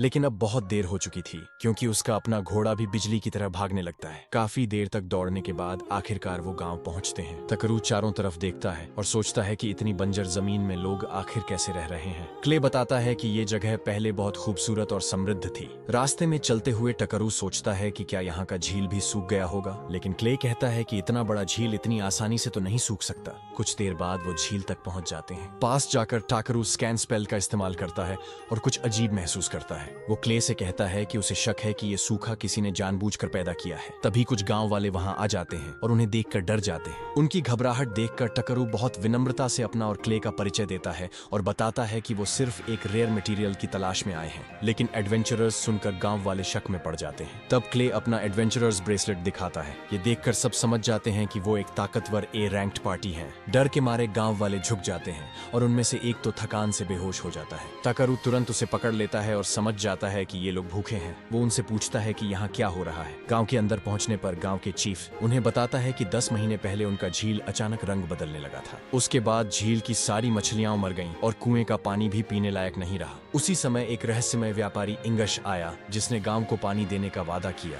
लेकिन बदले में उसने उनकी गोल्डन फ्लावर्स मांगी। हर फूल के बदले उसने 60 बैरल पानी दिया, लेकिन वो पानी खेती के लिए काफी नहीं था। धीरे धीरे गांव में खाना खत्म होने लगा और लोग भूख से कमजोर पड़ गए। कहानी सुनने के बाद क्ले कहता है कि शायद वही इंगाश उनसे आइवर फ्लावर्स ले रहा था। टाकरू सिर हिलाकर सहमति जताता है, लेकिन कहता है कि उसे लगता है ये व्यापारी बहुत बुरा इंसान है। गांव वाले इस बात पर विश्वास नहीं करते क्योंकि इंगाश ने उन्हें बचाया था, लेकिन टकरू उन्हें याद दिलाता है कि उसने मदद तब शुरू की जब उनका पानी झड़ से दूषित हो गया था। फिर वो खुलासा करता है कि झील को जानबूझकर झड़ दिया गया था और वही इंगश उनसे वो जहरीले फूल खरीद रहा था। ये सुनकर गांव वाले हैरान रह जाते हैं। उन्हें कभी पता ही नहीं था कि उनके सुंदर फूल जहरीले हैं। अब उन्हें एहसास होता है कि इंगश ने उनके साथ धोखा किया। गांव वालों की हालत देखकर टकरू कसम खाता है कि वो उस दुष्ट व्यापारी को सजा देगा। फिर वो बीए को बुलाता है और कहता है कि वो अपनी स्पिरिट मैजिक इस्तेमाल करे। बी आसमान में उड़कर एक तेज चीख निकालता है और देखते ही देखते बादल उमड़ आते हैं। फिर अचानक बारिश शुरू हो जाती है। कई महीनों बाद गांव वालों पर जब शुद्ध पानी बरसता है तो वो खुशी से भीगने लगते हैं। थोड़ी देर बाद टकरू बी को बारिश रोकने का इशारा करता है। फिर वो अपने जादू से गांव की गंदगी साफ करता है और टूटी फूटी जगहों को ठीक कर देता है। सब लोग हैरान होकर चारों तरफ देखते रह जाते हैं। तभी टकरू मुस्कुराते हुए एक और तोहफा देता है। वो जादू से एक बड़ा सा फीस्ट तैयार कर देता है। भूखे गांव वाले खुशी से खाने पर टूट पड़ते हैं और तकरू उन्हें देखकर संतोष से मुस्कुराता रहता है। खाना खत्म होने के बाद गांव का चीफ आगे आता है और उसका धन्यवाद करता है। वो शर्मिंदा होकर कहता है कि वो इतना सब करने के बाद भी टाकरू को कुछ नहीं दे सकता। टाकरू बस मुस्कुराकर कहता है कि उसे सिर्फ आइवर फ्लावर्स चाहिए ताकि वो उनका एंटीडोट बना सके। चीफ तुरंत मान जाता है, लेकिन फिर भी उसे लगता है कि ये मदद लौटाने के लिए काफी नहीं। तभी गांव के छोटे बच्चे दौड़ते हुए टकरू के पास आते हैं और खेलने लगते हैं। चीफ उन्हें डांट देता है कि वो अपने रक्षक को परेशान कर रहे हैं, लेकिन टकरू बस हंसकर कहता है, उन्हें खेलने दो, यही सच्ची खुशी है। क्ले मुस्कुराते हुए कहता है कि अब उन्हें उनकी मदद का कोई बदला नहीं देना चाहिए, क्योंकि आइवोर फ्लावर्स तो पहले से ही उनके गांव की खास पहचान है। तभी बच्चे टाकरू का हाथ पकड़कर उसे अपनी सीक्रेट जगह पर ले जाते हैं। अंदर जाते ही टकरू चारों तरफ देखता है और सोचता है कि ये क्या कोई गोदाम है। गोंजा सिर हिलाकर बताता है कि हाँ, यहाँ गांव वाले अपने इकट्ठे किए हुए फलों को रखते हैं। टकरू हैरान होकर पूछता है, अगर तुम लोग इतने भूखे थे तो इन फलों को खाया क्यों नहीं? गोंजा समझाता है कि ये फल बहुत कड़वे होते हैं। ये फल उस पौधे से आते हैं जिससे गांव वाले शहद निकालते हैं। वो सिर्फ उसका नेक्टर लेते हैं और फल फेंक देते हैं। ये सुनकर टकरू खुद उस अजीब से फल का स्वाद चखने का फैसला करता है। बच्चे हैरान होकर देखते रहते हैं कि वो सच में खाने जा रहा है। जैसे ही वो फल का एक टुकड़ा खाता है, उसका चेहरा बदल जाता है। वो चौंक कर कहता है, अरे इसका स्वाद तो सोय सॉस जैसा है। बच्चे हंस पड़ते हैं और उसकी बात पर यकीन नहीं कर पाते। इस बीच बेलमनांट के घर में एक अलार्म की आवाज गूंज उठती है। टस तुरंत अपनी माँ के कमरे की तरफ भागती है, क्योंकि उसे पता है कि ये अलार्म तब बजता है जब कोई बुरा इरादा रखने वाला व्यक्ति उसकी माँ के पास आता है। वो सोचती है कि आखिर ये कौन हो सकता है। जैसे ही वो कमरे के पास पहुंचती है, उसे बर्नार्ड खड़ा दिखाई देता है। बर्नार्ड उसे देखकर पास आने की कोशिश करता है, लेकिन टूस डरकर पीछे हट जाती है। वो गुस्से में कहती है, तुम ही हो ना जो माँ को झड़ देने की कोशिश कर रहे थे? बर्नार्ड शांत लहजे में इनकार करता है। टूस उसे बताती है कि टकरू का अलार्म तभी बजता है जब कोई बुरे इरादे वाला इंसान आसपास होता है। बर्नार्ड की आंखें सिकुड़ जाती हैं और वो कहता है, तुम्हें किसी अजनबी एडवेंचरर पर इतना भरोसा नहीं करना चाहिए। लेकिन टूस जिद पर अड़ी रहती है और कहती है, मुझे टाकरू पर पूरा भरोसा है, वो एक नेक इंसान है। बर्नार्ड उसे अपने पक्ष में करने की कोशिश करता है, जिससे टूस दबाव में आ जाती है। तभी बेलमिनेंट तेजी से वहां आता है और टूस उसके पास चली जाती है। वो कहती है कि उन्हें तुरंत बात करनी चाहिए। बेलमिनेंट उन्हें एक निजी कमरे में ले जाता है। अंदर पहुंचकर वो कहता है कि वो टाकरू पर पूरी तरह भरोसा नहीं कर सकता, जिससे ट्यूस हैरान हो जाती है। बर्नार्ड को लगता है कि अब मालिक उसकी तरफ है, लेकिन तभी बेलमिनेंट गंभीर होकर कहता है कि चाहे कुछ भी हो, टकरू ने उसकी पत्नी का इलाज किया है, इसलिए उसे एक मौका तो देना ही होगा। बेलमिनेंट बताता है कि टकरू के अलार्म ने बर्नार्ड की बुरी नीयत पकड़ ली थी, इसलिए वो उसकी वफादारी की जांच करेगा। वो एक कप लेकर आता है और बताता है कि इसमें वही दवा है जो बर्नार्ड सालों से उसकी पत्नी को दे रहा था। वो कहता है, बोन अगर तुम सच्चे हो तो इसे पी लो। बर्नार्ड कप से पीछे हट जाता है। बेलमिनेंट की आवाज ठंडी हो जाती है, क्या बात है बर्नार्ड, अपनी ही दवा नहीं पी सकते? बर्नार्ड डर के मारे कांपने लगता है। तभी बेलमिनेंट गुस्से में कप उसके चेहरे पर फेंक देता है। बर्नार्ड दर्द से चिल्लाने लगता है, मुझे झड़ दे दिया गया। बेलमिनेंट शांत लहजे में कहता है, इसमें तो सिर्फ पानी था। बर्नार्ड की बातों से साफ हो जाता है कि वही झड़ मिलाता था। बेलमिनेंट तुरंत पहरेदारों को बुलाकर उसे गिरफ्तार करने का आदेश देता है। जब बर्नार्ड को ले जाया जाता है तो हेड बटलर एक अजीब सा कागज बेलमिनेंट को देता है। वो बताता है कि ये बर्नार्ड के कमरे से मिला है। बेलमिनेंट उसे खोलता है और चौंक जाता है। उस पर पुरानी भाषा में लिखा हुआ होता है और वो समझ जाता है कि ये कोई आम अपराधी नहीं लिख सकता। उसे यकीन हो जाता है कि इस सब के पीछे कोई बड़ा आपराधिक संगठन है जो उसे निशाना बना रहा है। उधर गांव में एक आदमी देखता है कि कोई जोर जोर से चीफ के दरवाजे पर दस्तक दे रहा है। वो पास जाकर पूछता है, तुम कौन हो? लेकिन जैसे ही वो चेहरा देखता है, वो दंग रह जाता है। वो इंगश था। इंगश गुस्से में कहता है कि उसे आइवोर फ्लावर्स तुरंत चाहिए, इसलिए वो दरवाजा पीट रहा था। गांव वाला बताता है कि चीफ अभी कुछ एडवेंचरर्स के साथ बाहर गए हैं और ये भी कहता है कि अब गांव वाले अपने जहरीले फूल किसी को नहीं देंगे, क्योंकि कोई भी उनका गलत इस्तेमाल कर सकता है। ये सुनकर इंगाश समझ जाता है कि उसका राज खुल गया है। वो तुरंत अपने आदमियों को बुलाता है और आदेश देता है, गांव को जला दो। उधर चीफ टाकरू और क्ले को एक अंधेरी गुफा के अंदर ले जा रहा होता है। काफी देर चलने के बाद गुफा के आखिर में एक झील दिखाई देती है। बीच में एक सुंदर घोड़े की मूर्ति और चारों तरफ चमकते हुए गोल्डन फ्लावर्स। टकरू की आंखें चमक उठती हैं। उसने आखिरकार वो चीज देख ली थी जिसके बारे में अब तक सिर्फ कथाएं सुनी थी, असली आइवोर फ्लावर्स।